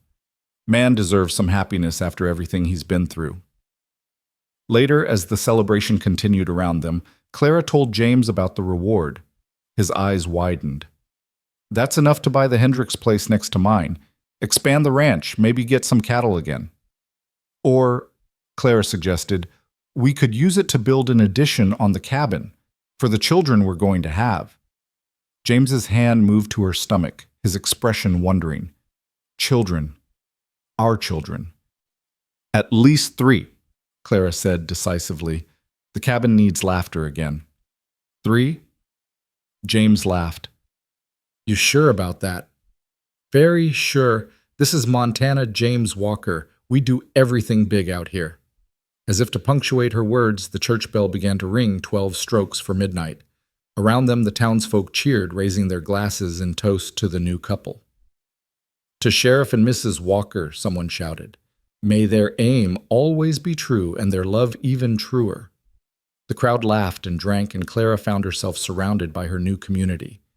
These people who'd taken her in and made her one of their own.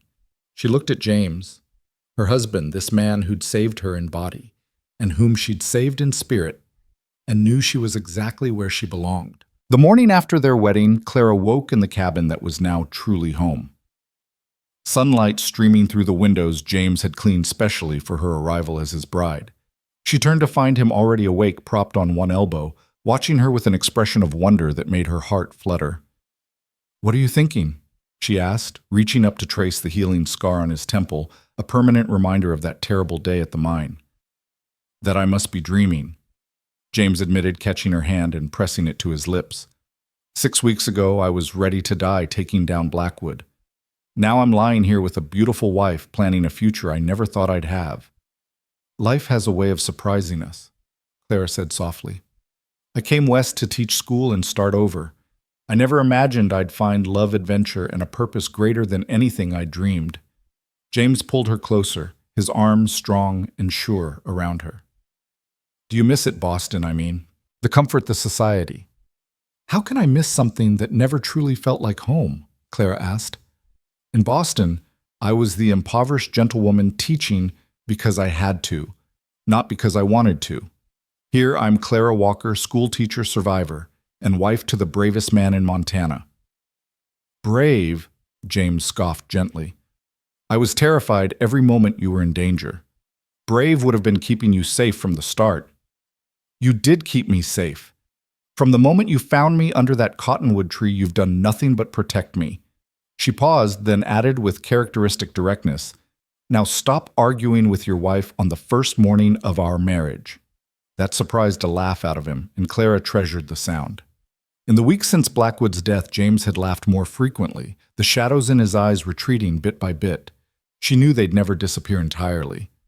Sarah and Emily would always be part of him, but they no longer consumed him. A knock at the door interrupted their quiet moment. James groaned but rose to answer it, pulling on his pants and shirt. Clara heard Jake Morrison's voice, urgent and concerned. "Sheriff, we've got a problem. The Hendricks place, someone set fire to the barn last night." James was instantly alert, the lawman replacing the new husband. "Anyone hurt?" "No, sir. But there's something else. They left a message painted on what's left of the barn wall." Clara rose, wrapping herself in a robe, and joined James at the door. "What kind of message?"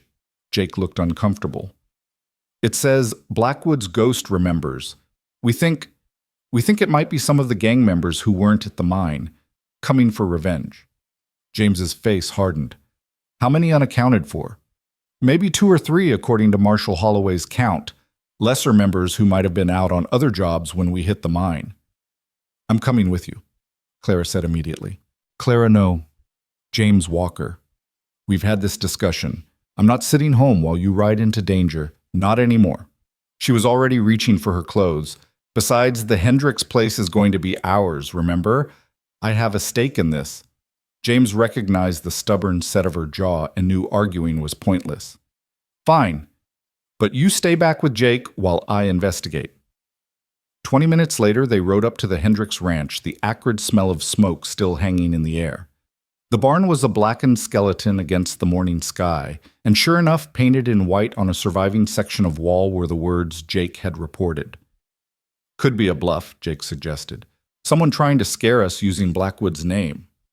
Maybe, James said, dismounting to examine the scene more closely.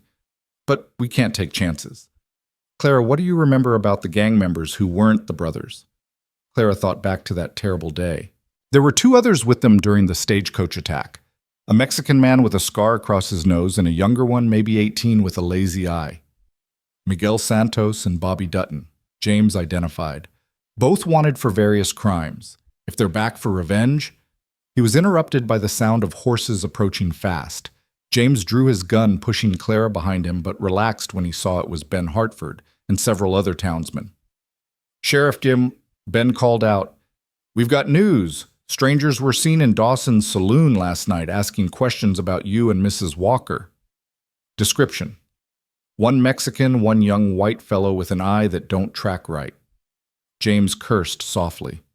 It's them. They're here for payback. What do you want us to do? Ben asked. Form a posse. We're going to find them before they can cause any more trouble. James turned to Clara. You're going back to town. Like hell I am. Clara. No, James. We're married now. Your fights are my fights. Besides, they're after me as much as you. I'm the witness who survived, remember. Before James could argue further, a shot rang out, the bullet splintering wood inches from Clara's head. James tackled her to the ground as more shots followed the posse, scattering for cover. Santos, a voice called out from the rocky outcropping above the ranch. We know you're there, Walker. You killed our boss, our brothers in arms. Now we're going to kill your woman nice and slow, just like you killed them. James's face was murderous as he helped Clara crawl behind a water trough. Jake, take 5 men and circle around to the left. Ben, you and the others go right. I'll keep them focused on me. I'm staying with you, Clara insisted, checking the pistol James had given her weeks ago. Clara, please. She silenced him with a fierce kiss. We do this together, remember? For better or worse was yesterday, James. This is the worst part. Despite the danger, James almost smiled. You're going to be the death of me, woman. On the contrary, I'm going to keep you alive out of pure spite. More shots rang out, and James returned fire, his aim deadly accurate. Clara heard a cry of pain from the rocks. One of the attackers was hit. Bobby's down. Santos's voice was angry now. You're going to pay for that, Walker. The firefight intensified, bullets flying from multiple directions as Jake and Ben's groups engaged the attackers from the flanks. Clara stayed low, watching for movement. Her heart pounding, but her hands steady on her gun. Then she saw him, Santos, creeping along a different ridge, trying to get a clear shot at James, who was focused on providing covering fire for his men. Without thinking, Clara raised her pistol and fired. The shot went wide, but it was enough to alert James, who spun and fired in one smooth motion. Santos tumbled from the ridge, his gun falling from lifeless fingers. That's my girl, James said, with fierce pride. But the celebration was premature. Bobby Dutton, wounded but not dead, had managed to circle around during the chaos. He appeared suddenly behind them, gun raised. Drop it, Sheriff, he wheezed, blood seeping through his shirt. Both of you drop your guns. They had no choice but to comply. Bobby's lazy eye made it hard to tell exactly where he was looking, but his gun hand was steady enough. You killed everyone I rode with, Bobby said, his young face twisted with pain and rage. Tom Blackwood was like a father to me. Tom Blackwood was a murderer who killed innocent people, Clara said quietly, including a 5-year-old girl. Shut up, Bobby swung the gun toward her, and James tensed, ready to leap, even if it meant taking a bullet. "It's true," Clara continued, her voice calm despite her racing heart. "Emily Walker was 5 years old. She had her mother's laugh and loved purple flowers. Tom Blackwood shot them both during a stage robbery, just like he shot my driver Samuel Hutchins, who had grandchildren waiting for him. They were in the way." "They were people," Clara interrupted. "With families, dreams, lives that mattered, just like you matter to someone, Bobby.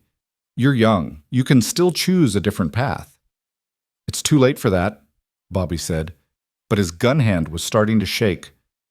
"I've done too much, gone too far." "It's never too late while you're still breathing," James said quietly. "I spent 3 years living for nothing but revenge, and it nearly destroyed me. Don't make the same mistake, son." "I'm not your son," Bobby shouted, but tears were running down his face now. "I'm nobody's son. Nobody ever wanted me except Tom and the gang." "That's not true," Clara said gently. "Put the gun down, Bobby, and we'll help you. You're hurt. You need a doctor." "I need—" Bobby swayed on his feet, the blood loss catching up to him. "I need—" He collapsed before he could finish the gun, falling from nerveless fingers. James kicked it away and checked for a pulse. "He's alive, barely," he said. "Jake, get Doc Brennan." As they waited for the doctor, Clara cradled Bobby's head in her lap, pressing her shawl against his wound to slow the bleeding. The boy's eyes fluttered open, focusing on her with difficulty. "Why?" he whispered. "Why are you helping me? I tried to kill you." "Because everyone deserves a second chance," Clara said simply. "Even lost boys who fell in with the wrong crowd." Bobby started crying, then great gasping sobs that shook his wounded body. "I didn't want to be bad. I just wanted to belong somewhere." "I know," Clara soothed, smoothing his hair back like she would for one of her students. "I know." Doc Brennan arrived in record time, immediately taking over Bobby's care. "He's lost a lot of blood, but if we can get him stable, he might make it." As they loaded Bobby onto a makeshift stretcher, James pulled Clara aside. "That was incredibly brave what you did, talking him down like that." "That was teaching," Clara corrected. "Sometimes the hardest students are the ones who need the most help. You want to help him?" "After he tried to kill us." Clara looked at the broken boy being carried away. "He's 18, James. The same age as some of my students in Boston. He made terrible choices, yes, but he's also a victim of men like Tom Blackwood, who prey on the lost and vulnerable." James studied his wife's compassionate face and felt his heart swell with love and admiration. "You really are something special, Clara Walker." "I learned from the best," she said, taking his hand. "You showed me that even after the worst losses, even after the darkest times, there's still room for mercy and hope." Over the next weeks, Bobby Dutton slowly recovered under Doc Brennan's care and the watchful eye of the sheriff's office. To everyone's surprise, Clara visited him daily, bringing books and teaching him to read properly, something the gang had never bothered with. "Why are you doing this?" Bobby asked one day, struggling through a passage in one of Clara's primers. "Because you remind me of someone," Clara said. "Who? My husband, believe it or not." "Oh, not in circumstances," she added quickly at Bobby's shocked look, "but in the lost look in your eyes. The belief that you're beyond redemption. James thought that too after losing his family. But he was wrong, and so are you. The sheriff hates me. The sheriff is willing to give you a chance, which is more than most would offer." Clara set down the book. "Bobby, what do you want to do with your life if you could do anything?" Bobby was quiet for a long time. "I used to want to be a blacksmith," he finally admitted, "before everything went bad. I liked working with my hands making useful things." "Well then," Clara said briskly, "when you're healed, we'll see about apprenticing you to Mr. Johansson. He's been saying he needs help at the smithy." "You do that for me?" "Everyone deserves a chance to make things right, Bobby. The question is, will you take it?" Bobby nodded slowly, determination replacing despair in his young eyes.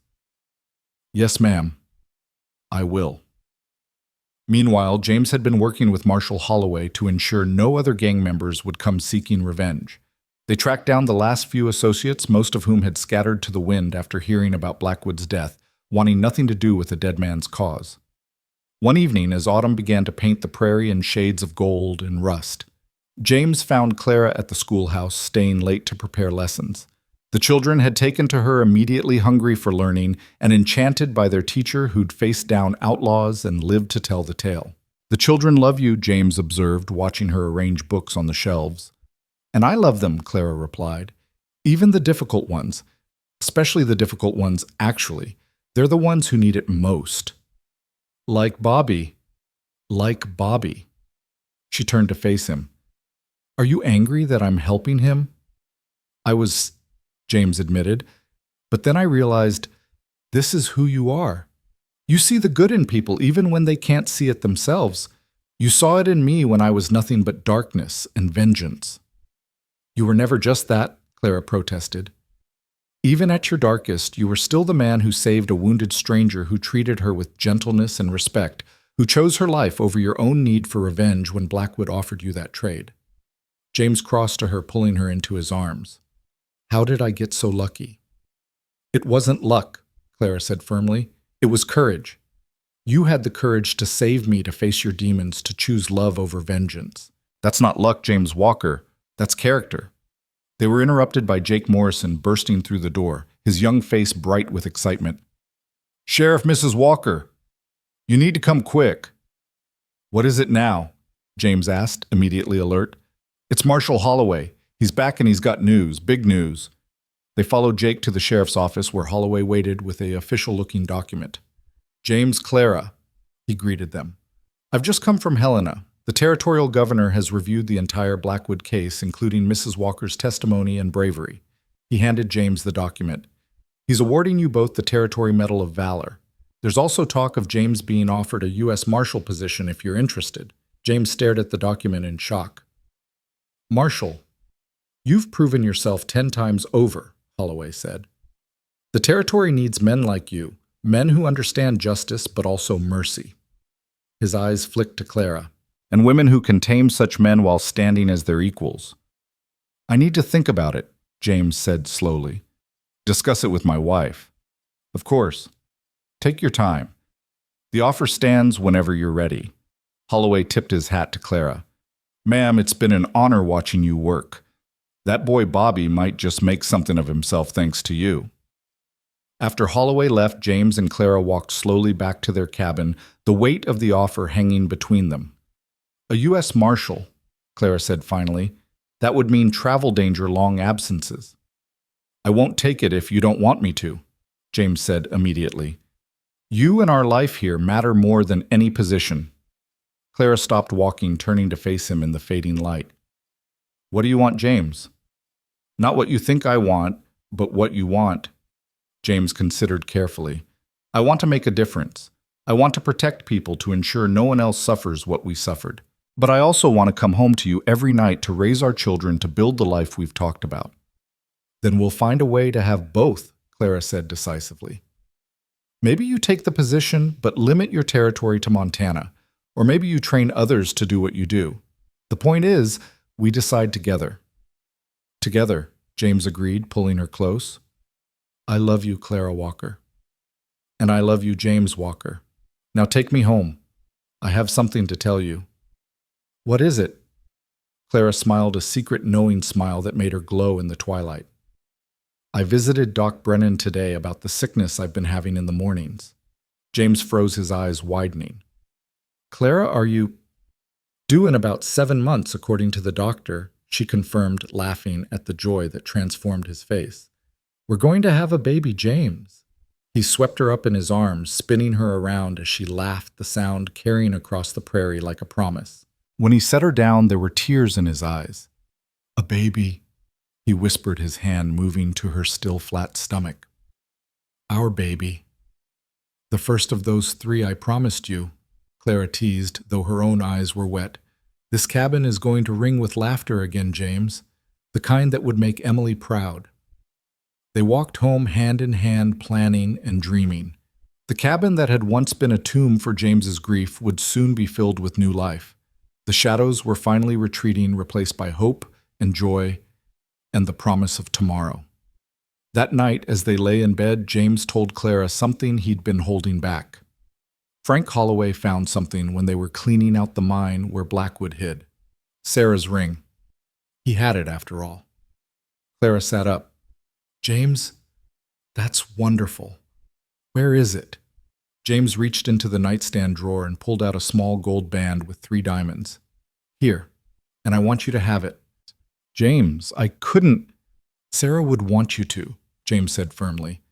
I know that as surely as I know anything. You brought me back to life, Clara.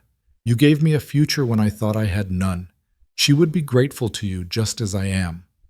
Clara took the ring with trembling fingers, seeing the inscription inside, Forever Yours, Jay. It's beautiful, she whispered. Wear it on your right hand, James suggested.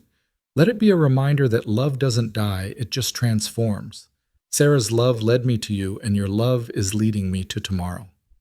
Clara slipped the ring onto her right hand where it caught the moonlight. Thank you for trusting me with this, with your heart, with everything. Thank you for saving me, James replied. In every way a man can be saved. As autumn deepened into winter life and Whispering Pine settled into a new rhythm, Clara's school thrived with even the most reluctant students warming to her patient but firm teaching style. Bobby Dutton began his apprenticeship at the smithy, working hard to prove himself worthy of the second chance he'd been given. James continued as sheriff, but also began training Jake and others in law enforcement techniques, preparing for the day when he might take on the marshal position. He wanted to ensure Whispering Pines would be protected even if his duties called him away. One snowy December morning, Clara stood in the schoolhouse, one hand on her growing belly, watching her students work on their letters. Little Sally Kruger raised her hand. Mrs. Walker, will you still teach us after the baby comes? Of course, Clara assured her, though I might need to take a little break when the baby's brand new, but I'll be back. Ma says you're the best teacher we've ever had, Tommy Morrison piped up. She says you're brave and smart and that we should all try to be like you. Clara felt tears prick her eyes. That's very kind of her and you, Tommy. But you know what? You should try to be the best version of yourself, not anyone else. But we can still admire you, right? Sally asked, for fighting the bad men and surviving. You can admire anyone who stands up for what's right, Clara said carefully. But remember, true courage isn't about fighting. It's about doing the right thing even when you're scared, helping others even when it's hard, and choosing forgiveness over vengeance when you can. The door opened, bringing a swirl of snow and James, who often stopped by during his rounds. The children immediately perked up. Sheriff Walker was a hero to them, the man who'd saved their town from the Blackwood gang. Sheriff Walker, Tommy called out. Will you tell us about catching the outlaws? Your teacher was there too, James reminded them, his eyes finding Clara's with warmth. She was braver than any of us. We know, Sally said matter-of-factly, but we like hearing it from both of you. James and Clara exchanged amused glances. These children would grow up with the story, each telling, adding layers until it became legend. But the truth, Clara thought, was better than any legend. It was a story of loss and redemption of 2 broken people finding each other and choosing love over fear. Maybe after school, Clara said. Right now you need to finish your assignments. The children groaned but bent back to their work. James crossed to Clara, his hand finding her waist. How are you feeling? He asked quietly. Wonderful, she said honestly. A little tired, but Doc Brennan says that's normal. I've been thinking about Holloway's offer, James said. I want to take it, but not until after the baby's born, and only if I can stay primarily in Montana. I think that's wise, Clara agreed. We'll need you here at least at first. We'll need each other, James corrected. Always. The winter passed quietly with only minor troubles to disturb the peace. James dealt with cattle rustlers and bar fights, but nothing like the violence of the Blackwood days. Bobby Dutton continued his reformation, even helping James arrest a group of would-be robbers who tried to recruit him back to the outlaw life. I'm done with that, Bobby told them firmly. I've got a trade now, and people who believe in me. I'm not throwing that away. Claire was so proud she could have burst, and even James grudgingly admitted the boy had turned himself around. Spring arrived with its usual drama of flooding creeks and muddy roads, but also with wildflowers and new life. Claire was enormous now, barely able to fit behind her teaching desk, but she refused to stop working until the very last moment. That moment came on a beautiful May morning when her water broke in the middle of a geography lesson. Sally Kruger ran for Doc Brennan while Tommy Morrison fetched the sheriff. Clara Ever, the teacher, calmly assigned reading work before allowing Mrs. Morrison to help her to the doctor's office. "Just like you to go into labor while teaching," James said, arriving breathless and wide-eyed. "Can't you do anything the easy way?"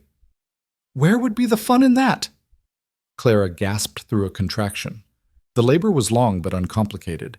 James stayed by her side throughout, letting her squeeze his hand hard enough to leave bruises, whispering encouragement and love. As the sun set, painting the sky in shades of pink and gold, their daughter was born. "She's perfect," James whispered, cradling the tiny bundle with infinite tenderness. "Look at her, Clara. She's absolutely perfect." Clara, exhausted but euphoric, studied their daughter's scrunched red face and tiny fisted hands. "What should we call her?" James was quiet for a moment, then said, "Rose Emily Walker." "Rose Emily," Claire repeated, tears sliding down her cheeks. "It's perfect. She's perfect." As if in agreement, Rose opened her eyes, storm cloud gray like her father's, and seemed to look right at them. James made a sound that was half laugh, half sob. "Hey there, little one," he said softly. "I'm your papa, and I promise you I will protect you and love you every day of your life." "And I'm your mama," Clara added, reaching out to stroke Rose's impossibly soft cheek. "And I promise to teach you to be brave and kind and strong." Doc Brennan, who'd been cleaning up, paused to watch the new family. "In all my years," he said gruffly, "I've never seen two people more meant to be parents. That little girl is blessed." "We're the blessed ones," James said, never taking his eyes off his daughter. Word of Rose's birth spread through town like wildfire. By the next morning, gifts were piling up at the cabin, quilts and clothes and toys, and enough food to feed an army. The whole town, it seemed, wanted to celebrate the new life that represented so much hope after so much darkness. Bobby Dutton, now a skilled apprentice blacksmith, brought a gift he'd made himself, a tiny silver rattle with Rose's initials engraved on it. "It's beautiful, Bobby," Clara said, touched by the gesture. "I wanted to thank you," Bobby said awkwardly, "for believing in me when no one else would, for showing me I could be better." "You showed yourself," Clara corrected. "I just opened the door. You're the one who walked through it." As spring turned to summer, life settled into a new routine. Clara returned to teaching often, with Rose in a cradle beside her desk. The students adored the baby, taking turns rocking her when she fussed, learning responsibility along with their letters and numbers.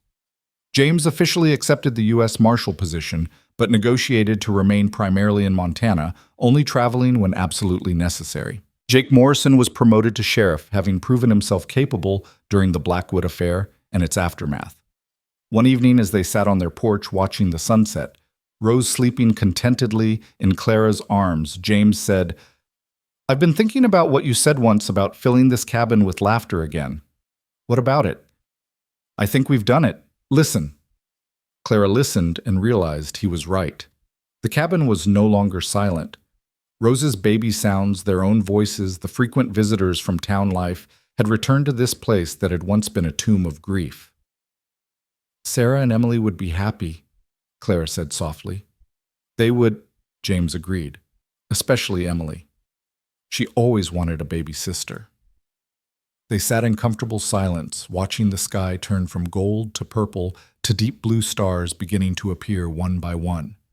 The prairie stretched out before them, vast and wild and full of possibility. "No regrets?" James asked, echoing his question from their wedding day. Clara looked at him. This man who'd saved her, whom she'd saved in return then, at their daughter, perfect and sleeping and representing all their hopes for the future. "Not a single one," she said firmly. "This is exactly where I'm meant to be." As Rose grew from a baby into a curious toddler, the cabin transformed with her presence. James built a small fence around the yard to keep her safe while she explored, and Clara planted a garden where their daughter could learn about growing things. The purple lupines by the creek became Rose's favorite flowers, just as they had been Emily's, and James would often find her there picking bouquets with chubby fingers while chattering to herself in the half-language of childhood. It was on such an afternoon in late summer, 2 years after Rose's birth, that Clara told James she was pregnant again. He was repairing the chicken coop while Rose helped by handing him nails one at a time with great solemnity.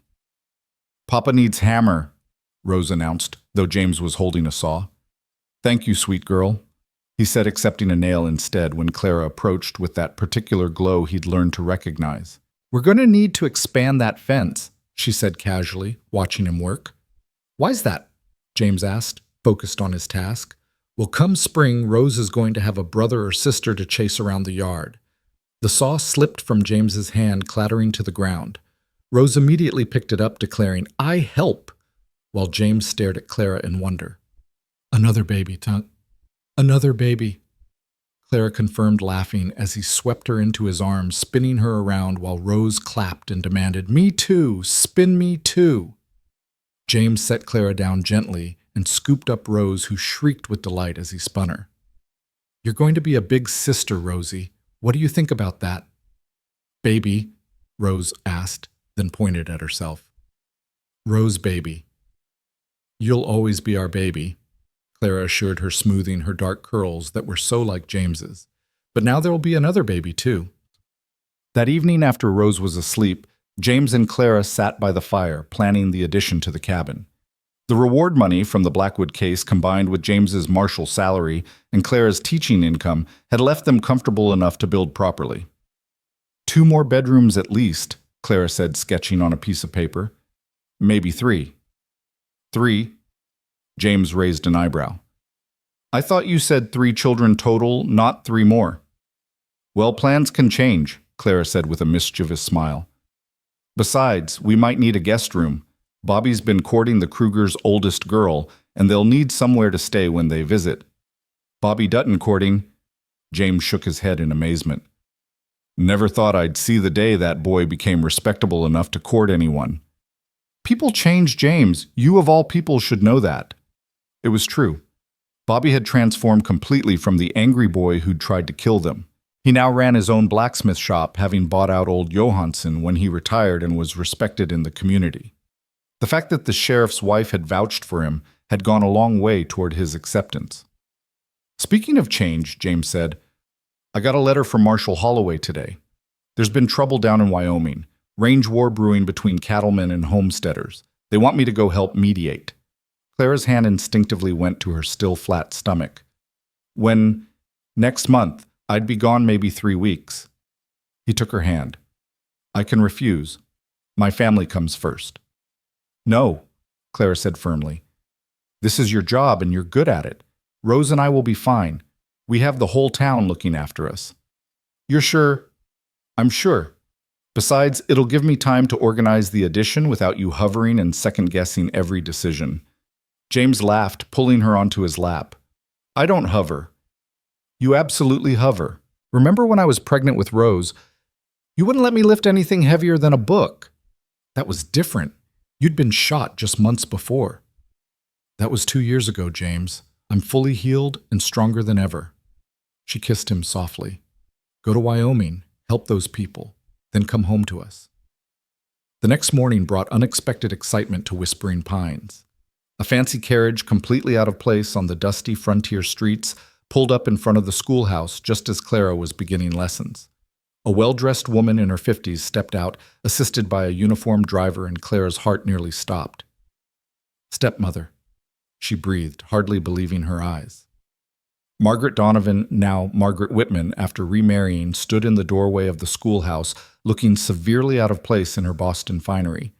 The children stared open-mouthed at this vision of Eastern elegance. "Clara," Margaret said stiffly, "I've come to, that is, I need to speak with you." "Children, please continue with your reading," Clara said calmly, though her heart was racing. "Sally, you're in charge. I'll be just outside." She led Margaret to the small garden beside the schoolhouse, noticing how her stepmother's nose wrinkled at the rustic surroundings. "What are you doing here, Margaret?" Clara asked directly. The frontier had stripped away any patience for social niceties. "Your husband, my late husband's lawyer, tracked me down. Apparently there was a codicil to your father's will that only came to light recently, property he owned in California from his younger days. It's worth quite a lot now with the railroad going through. Margaret's lips pursed as if tasting something sour. It was left to you, all of it. Clara stared at her stepmother in shock. Father owned property in California. Apparently, some investment from before he met your mother. The lawyer needs your signature to finalize the sale. The buyers are offering $50,000. The sum was staggering, more money than Clara had ever dreamed of, enough to transform their lives completely. And you came all this way to tell me this? Clara asked suspiciously. Margaret shifted uncomfortably. I came to ask for your forgiveness and to beg a favor. Forgiveness? Clara couldn't hide her incredulity. After you threw me out, after you tried to force me to marry your horrible nephew. Reginald is in prison now, Margaret said quietly. Embezzlement. And my new husband, he's left me. Took most of my money and disappeared. I'm destitute, Clara. I came to tell you about the inheritance, yes, but also to ask, to beg for help. Clara looked at this woman who had made her life miserable after her father's death, who had driven her to flee across the country to start over. She should feel vindicated. She should send Margaret away with nothing. But then she thought of Rose, of the new baby growing inside her, of the lessons she tried to teach her students about forgiveness and second chances. Come to the cabin for dinner tonight, Clara said finally. You can meet my husband and daughter. We'll discuss it then. Margaret's eyes widened in surprise. You'll help me? I'll consider it. That's all I'm promising right now. That evening was surreal. Margaret Donovan Whitman, who had once declared Clara would never amount to anything, sat at their simple table while Rose entertained them all by trying to feed her ragdoll invisible soup. James was polite but cool, having heard enough about Margaret's treatment of Clara to be suspicious of her motives. Your daughter is lovely, Margaret said awkwardly, watching Rose. She has your spirit. And her father's courage, Clara added, reaching for James's hand. I was wrong, Margaret said suddenly, the words seeming to burst from her. About everything. About you, about what matters in life. I thought money and status were everything, and I lost sight of family, of kindness, of basic human decency. I'm sorry, Clara. Truly sorry. Clara studied her stepmother's face, seeing genuine remorse there. I appreciate your apology, and I'll sign whatever papers need signing for the California property. Thank you. The lawyer is staying at the hotel in town, and I'll give you $10,000 from the sale, Clara continued. Enough to start over, maybe open a small business or buy a modest house somewhere. Margaret's eyes filled with tears. Clara, that's more than generous. It's more than I deserve. Probably, Clara agreed. But my father would want me to help you despite everything, and I've learned that holding on to anger only poisons the person carrying it. Mama good, Rose announced, having followed enough of the conversation to know her mother was doing something kind. She toddled over and patted Margaret's knee. You sad Rose hug better. Before Margaret could respond, Rose had wrapped her tiny arms around the older woman's legs in a fierce hug. Margaret looked stunned, then slowly reached down to pat Rose's head. Thank you, little one, she whispered. After Margaret left for the hotel, promising to stay a few days to handle the legal matters, James pulled Clara close. $50,000, he said wonderingly. We could move anywhere, do anything. Do you want to leave Whispering Pines? Clara asked. James looked around the cabin at Rose's toys scattered on the floor, at the photographs on the mantel that now included their wedding portrait alongside Sarah and Emily's, at the life they'd built from ashes and determination. No, he said firmly. This is home. This is where we became us. Then we use the money to make home even better, Clara said. Build that addition, buy more land for ranching, maybe establish a fund for families who lose someone to outlaws. Sarah and Emily's fund to help widows and orphans. James's eyes misted. Clara Walker, have I told you today that you're extraordinary? Not since breakfast, she teased, then grew serious. We've been given so much, James. We survived when we shouldn't have found love, when we'd both given up on it. Built a family from loss. Now we can give back. The next day, Clara signed the papers in front of the lawyer and the town judge. Margaret was there too, still looking out of place, but somehow softer than before. When it was done, Clara handed her a bank draft for $10,000. "This is your second chance, Margaret. Use it wisely." "I will," Margaret promised. "And Clara, your mother would be so proud of who you've become. I see her in you, the kindness I tried to suppress, the strength I tried to break. I'm glad I failed." It was the closest to a real connection they'd ever had. Margaret left that afternoon heading for San Francisco, where she planned to open a boarding house for young women seeking respectable employment, a complete reversal of her former snobbery. With the remaining money, James and Clara set their plans in motion. The cabin addition began immediately, adding 3 bedrooms and a larger kitchen. They bought the Hendricks Ranch and the Kruger's Back 40, expanding their land holdings significantly. And they established Sarah and Emily's fund with an initial endowment of $10,000. The first recipient was a young widow named Martha Patterson, whose husband had been killed by rustlers, leaving her with 3 small children. The fund paid for her husband's burial, 6 months of expenses, and helped her establish a seamstress shop in town. "Why are you doing this?" Martha asked tearfully when Clara and James presented her with the help. "Because someone should have done it for James when he lost his family," Clara said simply. "Also because no one should have to grieve and worry about survival at the same time."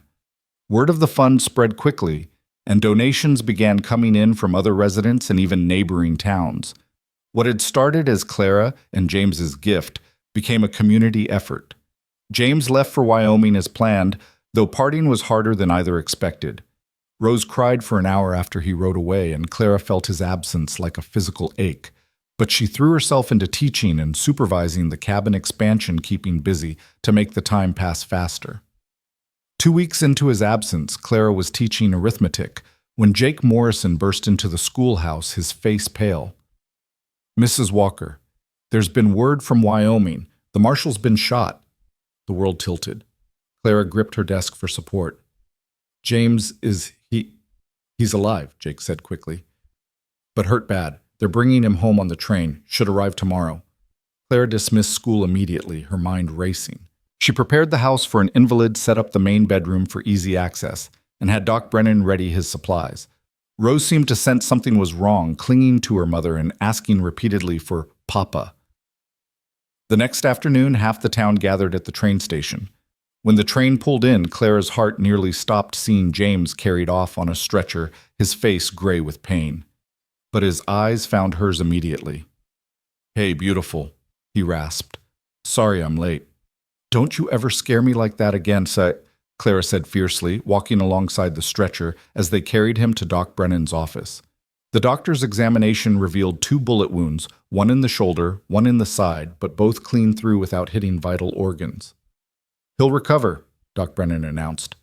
"But it'll take time. No marshal duties for at least 2 months." "Good," Clara said firmly, "because he's not leaving this town again until after the baby's born." James managed a weak smile. "Yes, ma'am." The story came out in pieces as James recovered. He'd successfully mediated between several ranchers and homesteaders, but a group of hired guns had ambushed the peace talks. James had thrown himself in front of a homesteader's wife, taking bullets meant for her. His actions had rallied both sides to work together, capturing the hired guns and ending the conflict. "You just can't help being a hero, can you?" Clara said in exasperation as she changed his bandages. "I was thinking of you," James said. "That woman had children. I kept thinking about Rose, about you and the new baby, about how I'd feel if someone stood by and let you get hurt." Clara's hands stilled. "James Walker, you listen to me. Your life matters too. Rose needs her father. This baby needs you. I need you. So no more throwing yourself in front of bullets, understood?" "Understood," James agreed, then added with a slight grin. "Unless it's to protect you or the children." "Si. Impossible, man," Clara muttered, but kissed him gently. James's recovery coincided with the completion of the cabin addition. By the time the first snow fell, he was well enough to carry Rose on his shoulders as they explored their expanded home. Each child would have their own room with space for more if needed. "More?" James asked when Clara mentioned it. "Well, we did say 3, Clara reminded him, "and this one makes 2. You want to try for another after this one?" "Let's see how we handle 2 first," Clara said diplomatically, though privately she thought their family still had room to grow. Winter passed peacefully with James fully recovered and back to light duties. He decided to step back from the marshal position after the Wyoming incident, choosing to focus on local law enforcement and training other lawmen. It was safer, more stable, and allowed him to be home every night. Spring arrived with its usual mix of mud and Miracle's wildflowers carpeting the prairie in brilliant colors. Clara was enormous with the baby still teaching, but relying more on her older students to help with the younger ones. Rose had appointed herself the baby's protector, patting Clara's belly and singing songs she made up about being a big sister. It was during a particularly energetic rendition of Baby Song that Clara's water broke. This time everything moved faster. James barely had time to get her to Doc Brennan's before their son was born, a lusty, red-faced boy with Clara's green eyes and James's strong chin. "A son," James whispered, cradling the baby with the same wonder he'd shown with Rose. "We have a son. What should we call him?" Clara asked, exhausted but exhilarated. James was quiet for a moment, then said, Samuel James Walker, after the driver who died protecting you, who inadvertently brought us together." "Samuel," Clara agreed, tears sliding down her cheeks. "It's perfect." Rose was brought in to meet her brother, her eyes wide with amazement. "Baby small," she announced. "Rose, be careful." "That's right, sweet girls, huh?" James said, helping her sit so she could hold Samuel with Clara's support. "You're the big sister now. You have to help protect him." "Rose protect," she said solemnly, then kissed Samuel's forehead with surprising gentleness. As summer bloomed across the prairie, the Walker family settled into their new rhythm. Claire returned to teaching with both children, often in attendance, Samuel in his cradle. Rose playing quietly with her dolls in the corner. The students had learned to work around baby noises and toddler interruptions, creating a warm family atmosphere in the schoolhouse. Bobby Dutton married Sally Kruger in a simple ceremony that fall, with James standing as a witness, a testament to how far they'd all come. The young couple took over the original Kruger homestead, Bobby's blacksmith business, thriving as the town grew. "Who would have thought," Bobby said to Clara at his wedding reception, "that the boy who tried to kill you would end up married and respectable with the sheriff at his wedding?"